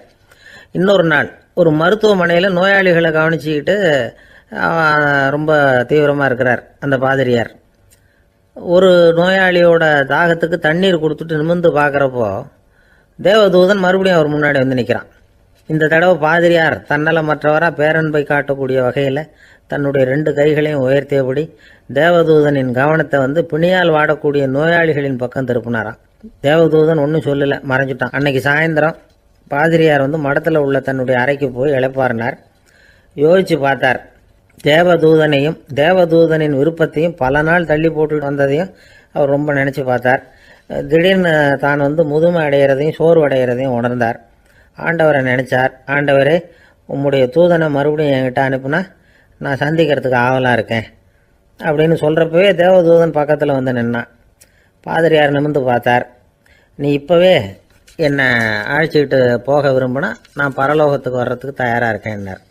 தேவதூதன் அந்த பாதிரியாரை அன்போடவும் விவேகத்தோடவும் பார்த்து, நீங்கள் வந்து என் கூட பரலோகத்துக்கு வர்ற தயாராக இருக்கிறதா சொல்கிறீங்க, ஆனால் நீங்கள் இது வரைக்கும் வேற எங்கே இருந்ததா நினைக்கிறீங்க அப்படின்னு நானும். அப்படின்னா இது வரைக்கும் இருந்த இடம் தான் பரலோகம் அப்படிங்கிறத உணர்த்தியிருக்கிறான். பரலோகம்னா என்னன்னு புரிஞ்சுக்கிறதுக்கு இந்த சம்பவம் நமக்கு உதவியாக இருக்குது. தொண்டு செய்கிறத விட பெரிய செயல் வேற எதுவும் இருக்க முடியாது. அது நம்ம மனசுக்கு கொடுக்குற சுகத்தை வேற எதுவும் கொடுக்க முடியாது. நாம் தொண்டு செய்கிற இடம் தான் அந்த புண்ணிய இடம். ஆனால் இந்த காலத்துல எல்லாம் நாம் தொண்டு செய்யணும்னு நினச்சி ஏதாவது ஆரம்பித்தா கூட அதை ஒரு மாதிரியாக சுற்றி நின்று வேடிக்கை பார்க்க ஆரம்பிச்சிடுறாங்க. ஒரு பெரியவர் அப்படித்தான் ஒரு தொண்டு செஞ்சுக்கிட்டு இருந்தார். ஒரு கோவில் கட்டிக்கிட்டு இருந்தாங்க. அதில் ஒரு இடத்துல ஒரு பலகையை வச்சு ஆணி அடிக்கிற வேலையை செஞ்சுக்கிட்டு இருந்தார் அந்த பெரியவர். ஒரு சின்ன பையன் அதை ரொம்ப ஊக்கமாக அக்கறையாக கவனிச்சுக்கிட்டு இருந்தான். பெரியவர் இதை கவனித்தார். என்னப்பா பார்க்குற, உனக்கும் இது மாதிரி தொண்டு செய்யணும்னு ஆசையாக இருக்கா அப்படின்னு கேட்டார். அதுக்கு அந்த பையன் சொல்கிறான், அப்படி இல்லைங்க, நீங்கள் ஆணி அடிக்கிறப்போ கையில் சுத்தியால் அடிச்சுக்கிட்டா எப்படி துடிப்பீங்க எப்படி கத்துவீங்கன்னு தெரிஞ்சுக்கிறதுக்காக அதை பார்க்கணும்னு ஆசை, அதுக்காக தான் காத்துக்கிட்டு இருக்கேன் அப்படின்னு நான்.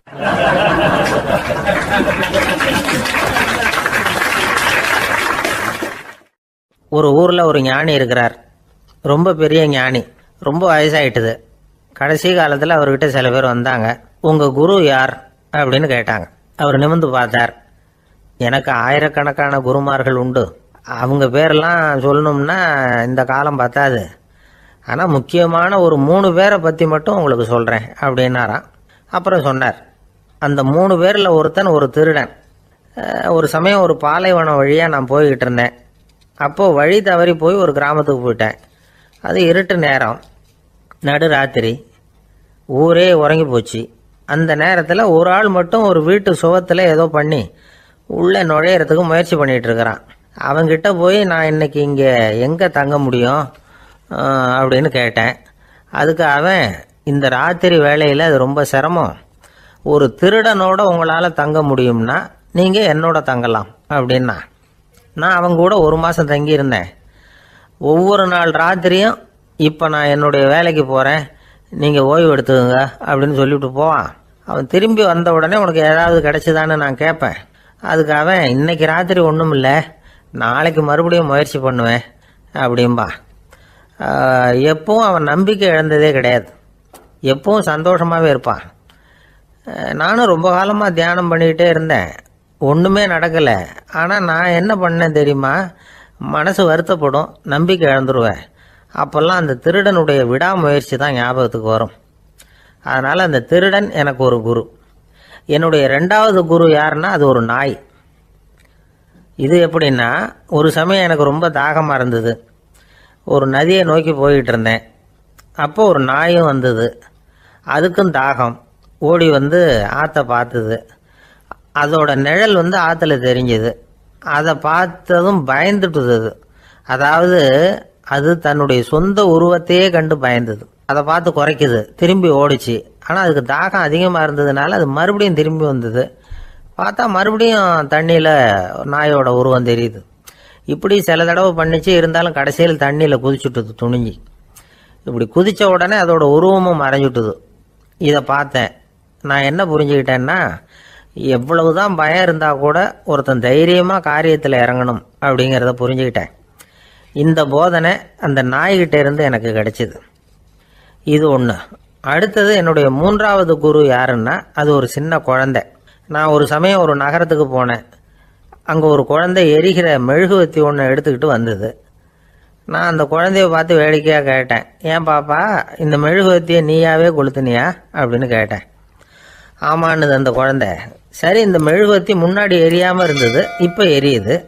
இந்த மெழுகுவத்திக்கு வெளிச்சம் எங்கேருந்து வந்தது, அதை எனக்கு காட்ட முடியுமா அப்படின்னு கேட்டேன் அந்த குழந்தைகிட்ட. இதுக்கு அந்த குழந்தை சிரிச்சுக்கிட்டு அந்த மெழுகுவத்தியை ஊதி அணைச்சுட்டுது. அதுக்கப்புறம் என்னை பார்த்து கேட்டுது, இப்போ இந்த மெழுகுவத்தியின் வெளிச்சம் போனதை பார்த்தீங்க இல்லையா, அது எங்கே போச்சுன்னு எனக்கு சொல்லுங்க அப்படின்னுது.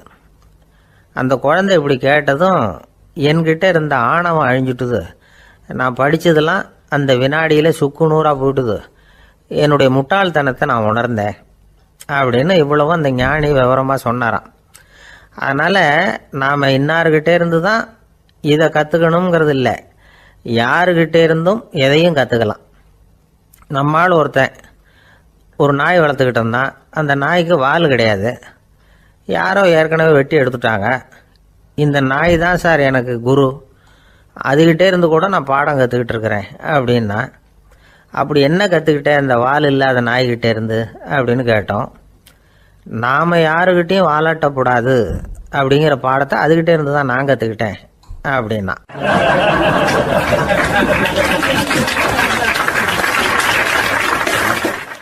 ஒருத்தர் சிகரெட்டும் கையுமா வந்தார். சார், இந்த புகைப்பிடிக்கிற பழக்கத்தை நிறுத்தி போடணும்னு தான் பார்க்குற முடியலன்னார். புகைப்பிடிக்கிறத நிறுத்துறது ரொம்ப சுலபம் சார் அப்படின்னார் இன்னொருத்தர். எப்படி சொல்கிறீங்கன்னு கேட்டார் அவர். நான் கூட ஏற்கனவே 10 தடவை அந்த பழக்கத்தை நிறுத்தி இருக்கிறேன் சார் அப்படின்னார் இவர். இதுலேருந்து என்ன தெரியுது? புகைப்பழக்கத்தை திடீர்னு விட்டு விடுறதுங்கிறது ரொம்ப கஷ்டம்னு தெரியுது. இருந்தாலும் இது சம்பந்தமான ஆராய்ச்சி, அனுபவம், இது ரெண்டையும் அடிப்படையாக வச்சு சில வழிமுறைகளை சொல்கிறாங்க. அதாவது புகைப்பிடிக்கிறத நிறுத்துறதுக்கு 10 வழிகள் உண்டு அப்படின்னு சொல்கிறாங்க. அது என்னங்கிறத தெரிஞ்சுக்கிட்டா உபயோகப்படுதான்னு பார்க்கலாமே. முதல் கருத்து என்னன்னா, கொஞ்ச நாளைக்கு புகைப்பிடிக்கிற நண்பர்களை விட்டு விலகி இருக்கணும். இதனால் புகைப்பிடிக்கிற ஆசை குறையும். அந்த பழக்கத்தை மறுபடியும் ஆரம்பிக்கப்படாதுங்கிற எண்ணம் உறுதிப்படும். ரெண்டாவது கருத்து, புகைப்பிடிக்கிறதை எதிர்த்து தீவிரமாக பிரச்சாரம் செய்ய ஆரம்பிச்சிடணும். அது அடுத்தவங்களுக்கும் உபயோகப்படும், உங்களுக்கும் உபயோகப்படும். உங்கள் உள்ளுணர்வை அது தூண்டும், உங்களை உறுதி கொள்ள வைக்கும். மூன்றாவது கருத்து என்னன்னா, தினமும் 2 தடவை குளிக்கணும். எப்படி தெரியுமா? முதல்ல வெது வெதுப்பான தண்ணீர், அப்புறம் குளிர்ந்த தண்ணீர், இப்படி மாறி மாறி குளிக்கணுமா.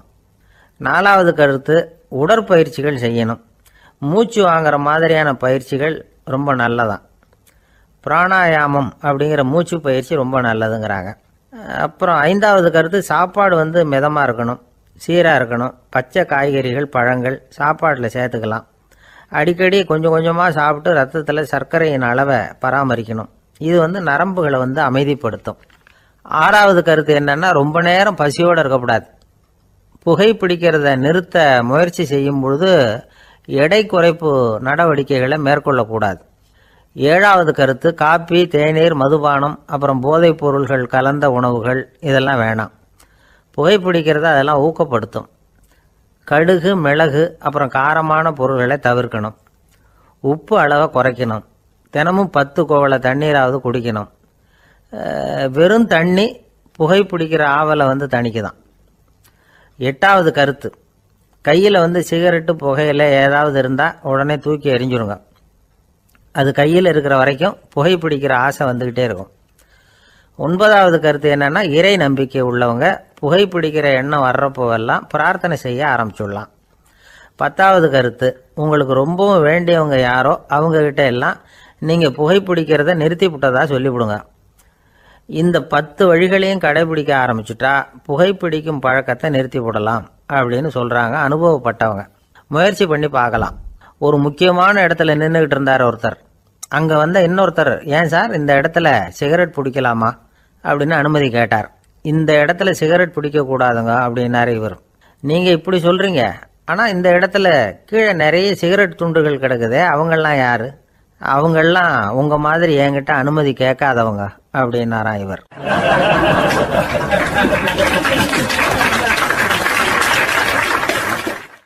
இந்த உலகத்தில் எவ்வளவோ உயிரினங்கள் இருக்குது.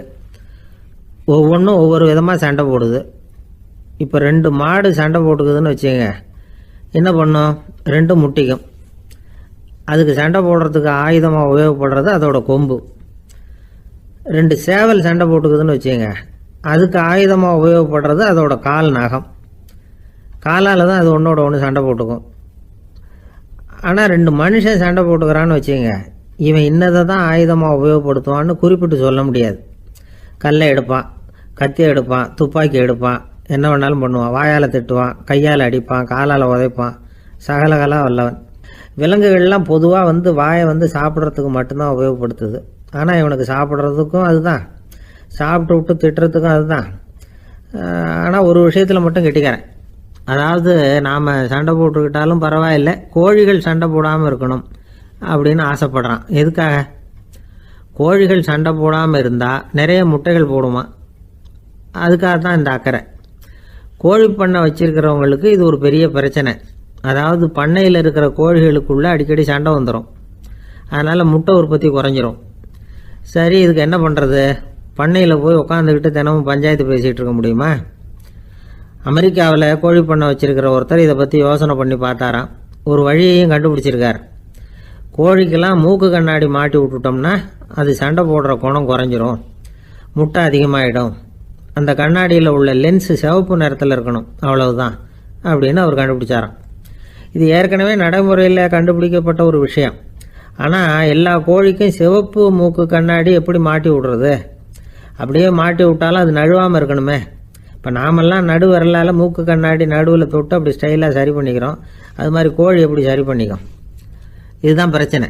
இதுக்கு அவர் என்ன வழி கண்டுபிடிச்சாருன்னா, கோழிக்கெல்லாம் மூக்கு கண்ணாடிக்கு பதிலாக விழியொட்டு வில்லைகள், கான்டாக்ட் லென்ஸ், அதை பொருத்தி விட்டா என்ன அப்படின்னு யோசனை பண்ணார். அதே மாதிரி பண்ணார்.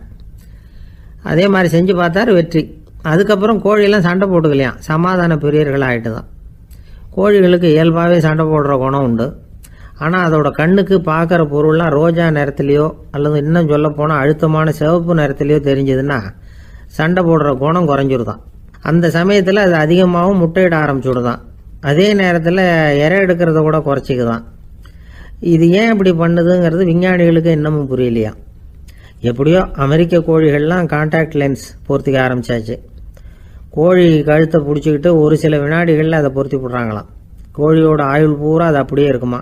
பண்ணையில் முட்டை உற்பத்தி குறைஞ்சா இது மாதிரி விஞ்ஞானபூர்வமாக பரிகாரம் தேடுறது தான் நல்லது. நமக்கு வேண்டியப்பட்ட ஒருத்தர், அவர் ஒரு கோழி பண்ணை வச்சுருந்தார். அந்த பண்ணையில் பாதி கோழி திடீர்னு செத்து போச்சு. உடனே ஒரு கால்நடை மருத்துவர்கிட்ட போக வேண்டியது தானே. அங்கே போகல. உள்ளூரில் மந்திரம் பண்ணிகிட்டு இருந்த ஒரு சாமியார்கிட்ட போனார். அவர் காலில் விழுந்தார். சாமி, என் பண்ணையில் பாதி கோழி செத்து போட்டுதுன்னார். சாமியார் யோசனை பண்ணார். சரி, பண்ணையில் வாசப்படி கிழக்கு பக்கமாக வச்சுருக்கியா மேற்கு பக்கமாக வச்சுருக்கியான்னு கேட்டார்.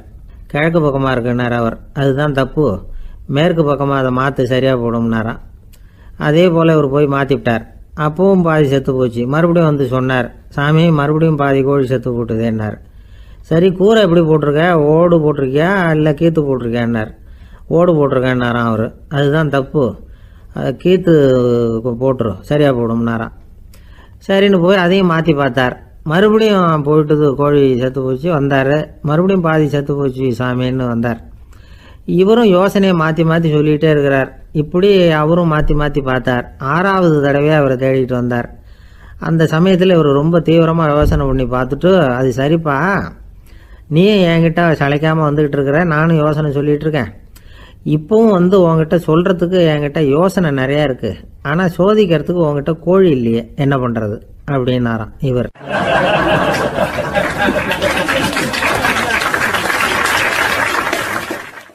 ஒரு சீன தேசத்து அரசர் இருந்தார். அவருக்கு வயசாயிட்டுது. அவருக்கு அடுத்தபடியாக அவருடைய புள்ள பட்டத்துக்கு வரணும், ஆட்சி பொறுப்பை ஏற்றுக்கணும்.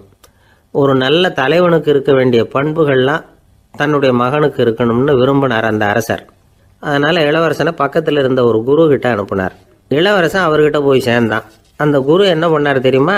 இவனை பார்த்து சொன்னார், இதை பாருப்பா, நீ என்ன பண்ணுற, இப்போவே பக்கத்தில் இருக்கிற காட்டுக்கு போ, நடுக்காட்டில் போய் ஒரு இடத்துல உட்காந்துக்கோ. அங்கே என்னென்ன சத்தம்லாம் உன் காதில் விழுதுன்னு கவனித்து கேளு.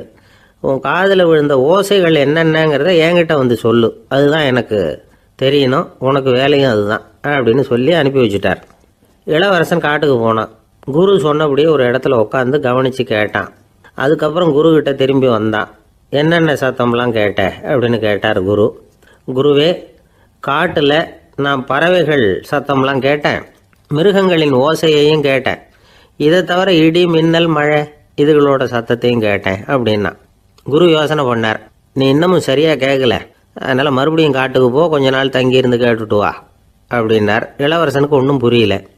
இருந்தாலும் குருவின் கட்டளையாச்சே, மறுக்க முடியுமா? உடனே அவன் மறுபடியும் காட்டுக்கு போனான். ஒரு இடத்துல உட்காந்தான். கொஞ்ச நேரம் உன்னிப்பாக கவனித்து கேட்டான். சில நாள் கழித்து குருக்கிட்ட திரும்பி வந்தான். குருவே, இந்த தடவை சில துல்லியமான சத்தங்களை எல்லாம் கேட்டான். தேனி பறக்கிற சத்தம், நீரோடையின் மெல்லிய ஓசை, இதெல்லாம் கேட்டேன்னா. குரு சிரித்தார். நீ மறுபடியும் காட்டுக்கு போ, இன்னும் சில நாள் அங்கே இரு, முழுமையாக கவனமாக கேட்டுக்கிட்டு வா அப்படின்னு சொல்லி அனுப்பி வச்சுட்டார். இளவரசனுக்கு குழப்பம் அதிகமாயிட்டுது. ஒன்றுமே புரியல. மறுபடியும் காட்டுக்கு போனான். மௌனமாக ஒரு இடத்துல உட்காந்துட்டான். அப்படியே தியானத்தில் ஆழ்ந்துட்டான். சில நாளில் அவனுக்கு இதுவரை கேட்காத ஓசைகள்லாம் கேட்க ஆரம்பிச்சிட்டுது. இதைத்தான் நான் கேட்கணும்னு என்னுடைய குரு எதிர்பார்த்துருக்கிறாருங்கிறத புரிஞ்சுக்கிட்டான். உடனே குரு கிட்ட ஓடனான். குருவே, இந்த தடவை காதுகளுக்கு கேட்க முடியாத சில ஓசைகளை கூட என்னால் உணர முடிஞ்சுது. பூ மலருகிற ஓசை, சூரியனால் பூமி சூடாகிறப்போ எழுகிற ஓசை, காலை பனித்துளி இந்த புல்லுலாம் குடிக்கிற ஓசை, இது எல்லாம் என்னால் நல்லா கேட்க முடிஞ்சுது அப்படின்னா. குருவுக்கு இப்போ தான் திருப்தி ஏற்பட்டு தான் இளவரசனை பார்த்து சொன்னார், இதை பாருப்பா, இப்போ தான் நாட்டை ஆளுகிற தகுதி உனக்கு வந்திருக்குது அப்படின்னு சொல்லி அதுக்கு விளக்கமும் கொடுத்தாராம். எந்த அரசன் தன்னுடைய மக்களின் இதயம் பேசுகிற மௌன மொழியை, மௌன வார்த்தைகளை கேட்குறானோ அவன் தான் ஆள தகுதி உள்ளவன். எந்த அரசன் தன்னுடைய மக்களின் உணர்ச்சிகளை உண்மையாக உணர்றானோ அவன் தான் முதன்மையான அரசன். போலி வார்த்தைகளை மட்டும் கேட்டுட்டு பல மௌன ராகங்களை காதில் வாங்கிக்காதவன் அரசனே இல்லை. எந்த நாட்டில் எப்போ ஒரு அரசன் தன்னுடைய மக்களின் உணர்ச்சிகளை கேட்க மறுக்கிறானோ அன்னையிலேருந்தே அந்த நாடு அழிய தொடங்குது அப்படின்னு அர்த்தம். இதுதான் அந்த குரு இளவரசனுக்கு போதிச்சது. வாயால் பேசுறத மட்டும் கேட்டு ஏமாறக்கூடாது, உணர்ச்சிகளையும் கேட்கறதுல தான் மனப்பக்குவம் உண்டாகும். மக்கள் உணர்ச்சிகளை புரிந்து கொள்ளாத அரசர்கள் நீடிச்சிருக்க முடியாது. அது மாதிரி நாடுகளில் அடிக்கடி குழப்பம் தான் உண்டாகும். அப்படி இருந்தால் அடிக்கடி ஆட்சி மாறிக்கிட்டு இருக்கும். அப்படிப்பட்ட ஒரு தேசம், அங்கே ஒரு சிறைச்சாலையில் 3 கைதிகள் பேசிக்கிட்டு இருந்தாங்க. ஒருத்தன் சொன்னான், நான் இந்த நாட்டு ராஜாவை எதிர்த்து பேசிக்கிட்டு இருந்தேன், அதனால் என்னை பிடிச்சி கொண்டாந்து இங்கே போட்டுட்டாங்க அப்படின்னா ஒருத்தன். இன்னொருத்தன் சொன்னான், நான் இந்த நாட்டு ராஜாவை ஆதரித்து பேசிக்கிட்டு இருந்தேன், அதனால் என்னை பிடிச்சி கொண்டாந்து இங்கே தள்ளிவிட்டாங்க அப்படின்னா. அது சரி, நீ என்ன தப்பு பண்ண அப்படின்னு சொல்லி 3வது ஆளை பார்த்து இவங்க கேட்டாங்க. அதுக்கு அந்த ஆள் சொல்கிறான், நான் தான் இந்த நாட்டு ராஜா அப்படின்னா.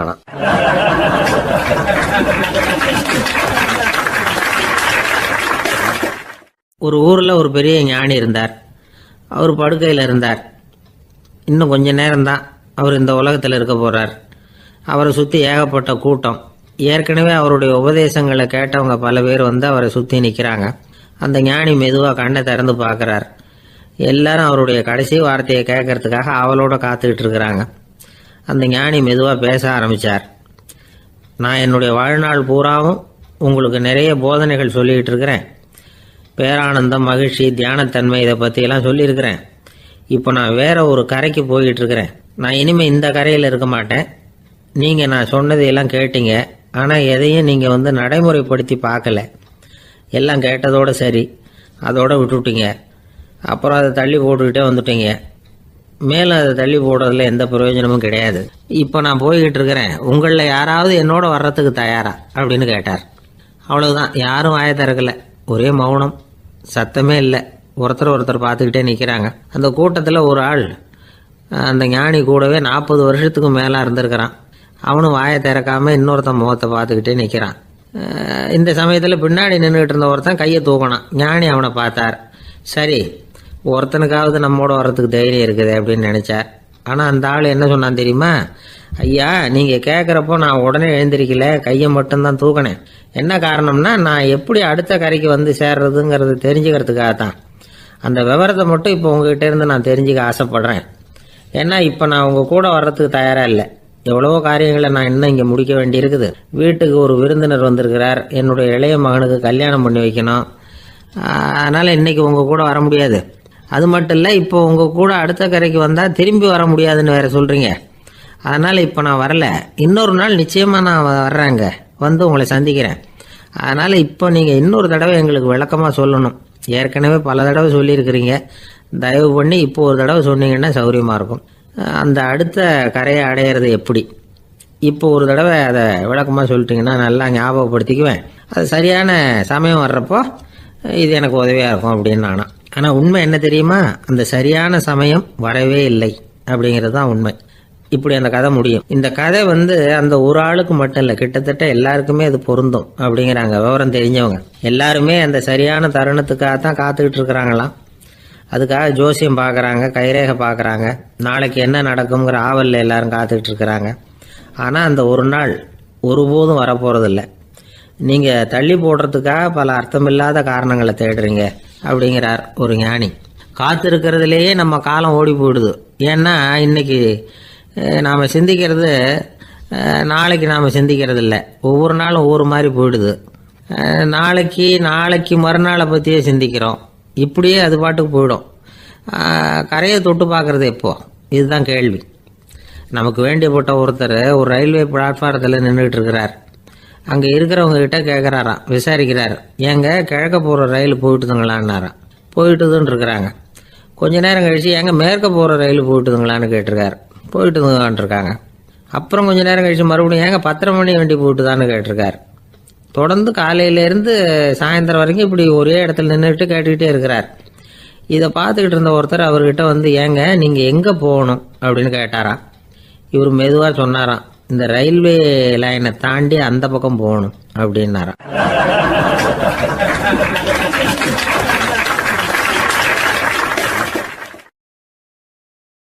திருநெல்வேலி மாவட்டத்தில் கோவில்பட்டிக்கு பக்கத்தில் உள்ள ஊர் கடம்பூர். காமராசர் முதலமைச்சராக இருந்த காலம்.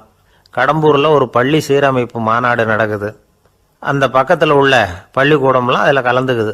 கண்காட்சி வேற, ஊர் பூரா விழா கோலம். மறுநாள் மாநாடு நடக்க போகுது. ஆனால் முதல் நாளே மழை பிடிச்சிக்கிட்டுது. மறுநாளும் அது விடாமல் பேஞ்சிக்கிட்டு இருக்குது. காமராசர் காலையிலேருந்து பல்வேறு நிகழ்ச்சிகளில் கலந்துக்கிட்டு சாயந்தரமாக கடம்பூருக்கு வந்து சேர வேண்டியவர். மழை பேஞ்சிக்கிட்டு இருக்கிறதுனால நிகழ்ச்சி ரத்தாயிடுமோ என்னமோ அப்படின்னு எல்லாரும் சந்தேகப்பட்டுக்கிட்டு இருக்கிறாங்க. அவர் கோவில்பட்டி பயணிகள் விடுதியில் இருக்கிறார். கடம்பூர்லேருந்து சில பேர் போய் அவரை சந்திக்கிறாங்க. மழை பெஞ்சிக்கிட்டு இருக்குதே, என்ன செய்யலாம் அப்படின்னு கேட்குறாங்க. மழை பெஞ்சால் நல்லது தானே, அதுக்காக மாநாட்டை எதுக்காக ரத்து செய்யணும்? ஆசிரியர்கள் எவ்வளவு கஷ்டப்பட்டு ஏற்பாடு பண்ண மாநாடு, கட்டாயம் வந்துடுறேன் அப்படின்னாராம் காமராசர். உடனே புறப்பட்டார். மழையை பொருட்படுத்தாத மக்கள் கூட்டம். அது கலையாமல் காத்துக்கிட்டு இருக்கிறாங்க அவ்வளோ பேரும். தலைவர் வந்துட்டார்னு தெரிஞ்சது ஜனங்களுக்கு ஏகப்பட்ட உற்சாகம். ஜனங்கள் அவ்வளவு உற்சாகமாக வரவேற்றாங்க. மாநாடு ஆரம்பமாச்சு. மலர் மாலைகள் மலை மாதிரி குவிய ஆரம்பிச்சுட்டுது. வரிசையாக ஒவ்வொரு கல்வி நிலையம் சார்பாகவும் வரவேற்பு பத்திரம் வாசித்து கொடுக்குறாங்க. என்ன வாசிக்கிறாங்கங்கிறத காமராசர் கூர்ந்து கவனிக்கிறார். ஏகப்பட்ட புகழ் மொழிகள், ரொம்ப பாராட்டி புகழ்ந்து என்னென்னமோ வாசிச்சுக்கிட்டு இருக்கிறாங்க.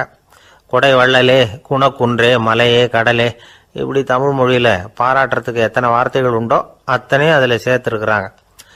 காமராசர் பொறுமை இழந்துட்டார். போதும் போதும், உங்கள் எல்லாரையும் பார்த்து 2 வார்த்தை பேசிவிட்டு போகிறதுக்காக தான் நான் வந்திருக்கிறேன். எல்லாரும் மழையில் சிரமப்பட்டு நின்றுக்கிட்டு இருக்கிறீங்க. இப்படி என்ன புகழ்ந்து படிச்சுக்கிட்டே இருந்தால் எப்படி அப்படின்னாராம். அதுக்கப்புறம் பேசி முடிச்சிருக்கிறார். மாநாட்டு நிகழ்ச்சிகள் முடிஞ்சதும் இன்னொரு நிகழ்ச்சியில் கலந்துக்கிறதுக்காக புறப்பட்டாராம். ஒரு திறந்த ஜீப்பில் அவரை ஊர்வலமாக அழைச்சிக்கிட்டு போயிருக்கிறாங்க. தெருவில் 2 பக்கமும் ஏகப்பட்ட கூட்டம். அங்கங்கே ஜீப்பை நிறுத்தி ரோஜா மாலை, ஜருக மாலை இப்படி போட்டுக்கிட்டே இருக்கிறாங்க. அதையெல்லாம் அப்படி அப்படியே வாங்கி அங்கங்கே நின்றுக்கிட்டு இருந்த குழந்தைகள்கிட்டையும் தாய்மார்கள்கிட்டையும் கொடுத்துக்கிட்டே போகிறார். அந்த சமயத்தில் கூட்டத்துக்கு அப்பால் ஒரு பெரியவர் கையில் ஒரு மல்லிகை சரத்தோடு நின்றுட்டு இருக்கிறார். அவரால் முண்டி அடிச்சுக்கிட்டு முன்னால் வர முடியல. காமராசர் இதை கவனிக்கிறார். அவ்வளவுதான். உடனே நிறுத்தப்பா வண்டியை அப்படிங்கிறார். ஜீப்பு நிற்கிது. டிரைவரை பார்த்து, அதோ பார், அங்கே ஒருத்தர் நிற்கிறார் பார், அவரை இங்கே அழைச்சிட்டு வா அப்படின்னாராம். கூட்டம் வழி விடுது. அந்த பெரியவரை கிட்டத்தில் அழைச்சிட்டு வர்றாங்க. காமராசர் அவரை பார்த்து, வாங்க வாங்க, நல்லா இருக்கீங்களா அப்படின்னு சத்தம் போட்டு உற்சாகமாக விசாரிக்கிறாராம். பெரியவர் கண்களில் கண்ணீர், பேச்சு வரல. மல்லிகை சரத்தை அவருக்கு போடுறார். கொஞ்ச நேரம் அவர்கிட்ட பொறுமையாக பேசிக்கிட்டு இருந்துட்டு அவரை அனுப்பி வைக்கிறார் காமராசர். பெரியவர் போனதுக்கு அப்புறம் காமராசர் பக்கத்தில் இருந்தவங்க கிட்ட சொல்கிறார் அந்த பெரியவரை பற்றி. அந்த காலத்தில் ரொம்ப கஷ்டப்பட்டவர் இவர், ஜெயிலுக்கு போனவர் அப்படின்னு ரொம்ப உருக்கமாக நெகிழ்ந்து போய் சொல்கிறார். இதில் ஒரு விஷயத்தை கவனிங்க. தன்னை புகழ்ந்து படிக்கப்பட்ட வாழ்த்து மடலை படிக்க வேணாம்னு தடுத்து நிறுத்தினார். எங்கேயோ ஒரு மூலையில் கையில் ஒரு 4 முழம் மல்லிகை சரத்தோடு ஒதுங்கி நின்றுக்கிட்டு இருந்த அந்த தொண்டரை அவ்வளவு பெரிய கூட்டத்துக்கு நடுவுலையும் தேடி கண்டுபிடிச்சி கிட்டத்தில் கூப்பிட்டு அவர் கொடுத்த அன்பு மாலையை வாங்கி கழுத்தில் போட்டுக்கிட்டார். அதுதான் காமராசர். தோல்விகள் கூட அவரை கொஞ்சம் கூட பாதித்ததில்லை. ஒரு பொது தேர்தலில் அவர் தோற்று போகிறார். தொண்டர்கள்லாம் அழறாங்க. அதில் ஒருத்தர் மெதுவாக காமராசர்கிட்ட போய், என்ன தலைவரே, நீங்கள் கூட தோற்று போயிட்டீங்களே அப்படின்னு கலக்கமாக சொல்லியிருக்கிறார். அதுக்கு காமராசர், நான் கூட தோற்று போகிறதுக்கு பேர் தான்ப்பா ஜனநாயகம் அப்படின்னாராம்.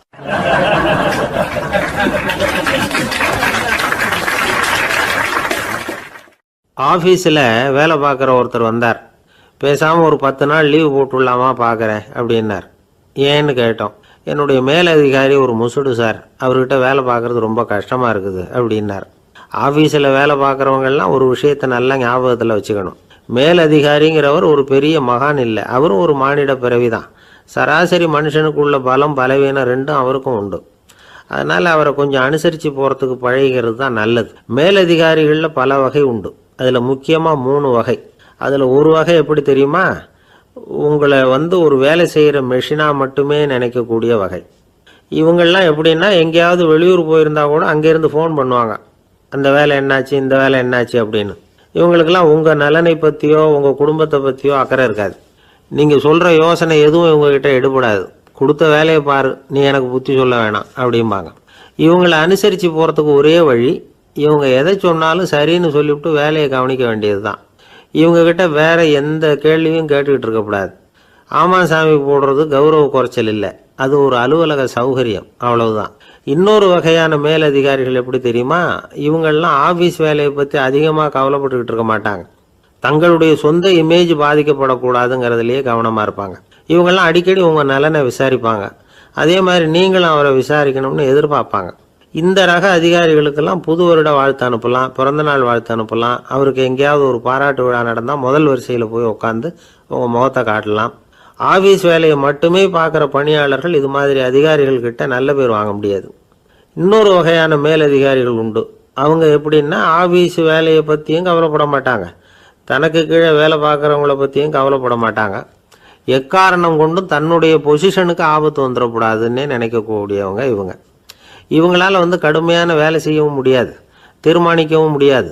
எந்த முடிவையும் எடுக்காமல் அப்படியே தள்ளி போட்டுக்கிட்டே போடுவாங்க எல்லாத்தையும். இதனால் என்ன ஆகும்னா, இவருக்கு கீழே வேலை பார்க்குற உங்களுக்கு பொறுப்பு அதிகமாகிடும். இவங்ககிட்ட போய் பிரச்சனையை மட்டும் சொல்லி பிரயோஜனம் இல்லை, அதுக்கான முடிவுகளை நீங்களே சொல்லணும். அப்போ தான் இது மாதிரி அதிகாரிகள்கிட்ட நல்ல பேர் வாங்கலாம். அட்லீஸ்ட் கெட்ட பேர் வாங்காமலாவது காலம் தள்ளலாம். ஆஃபீஸில் வேலை பார்க்குறவங்க முக்கியமாக சில விஷயங்களை ஞாபகத்தில் வச்சுக்கணும். ஆஃபீஸில் நடக்கிற நல்லது கெட்டது எதுவாக இருந்தாலும் உடனடியாக மேலதிகாரிகிட்ட தெரிவிக்கிறது நல்லது. 3வது மனிதர் மூலமாக அதை அவர் தெரிஞ்சுக்கிறது அவ்வளவு நல்லதில்லை.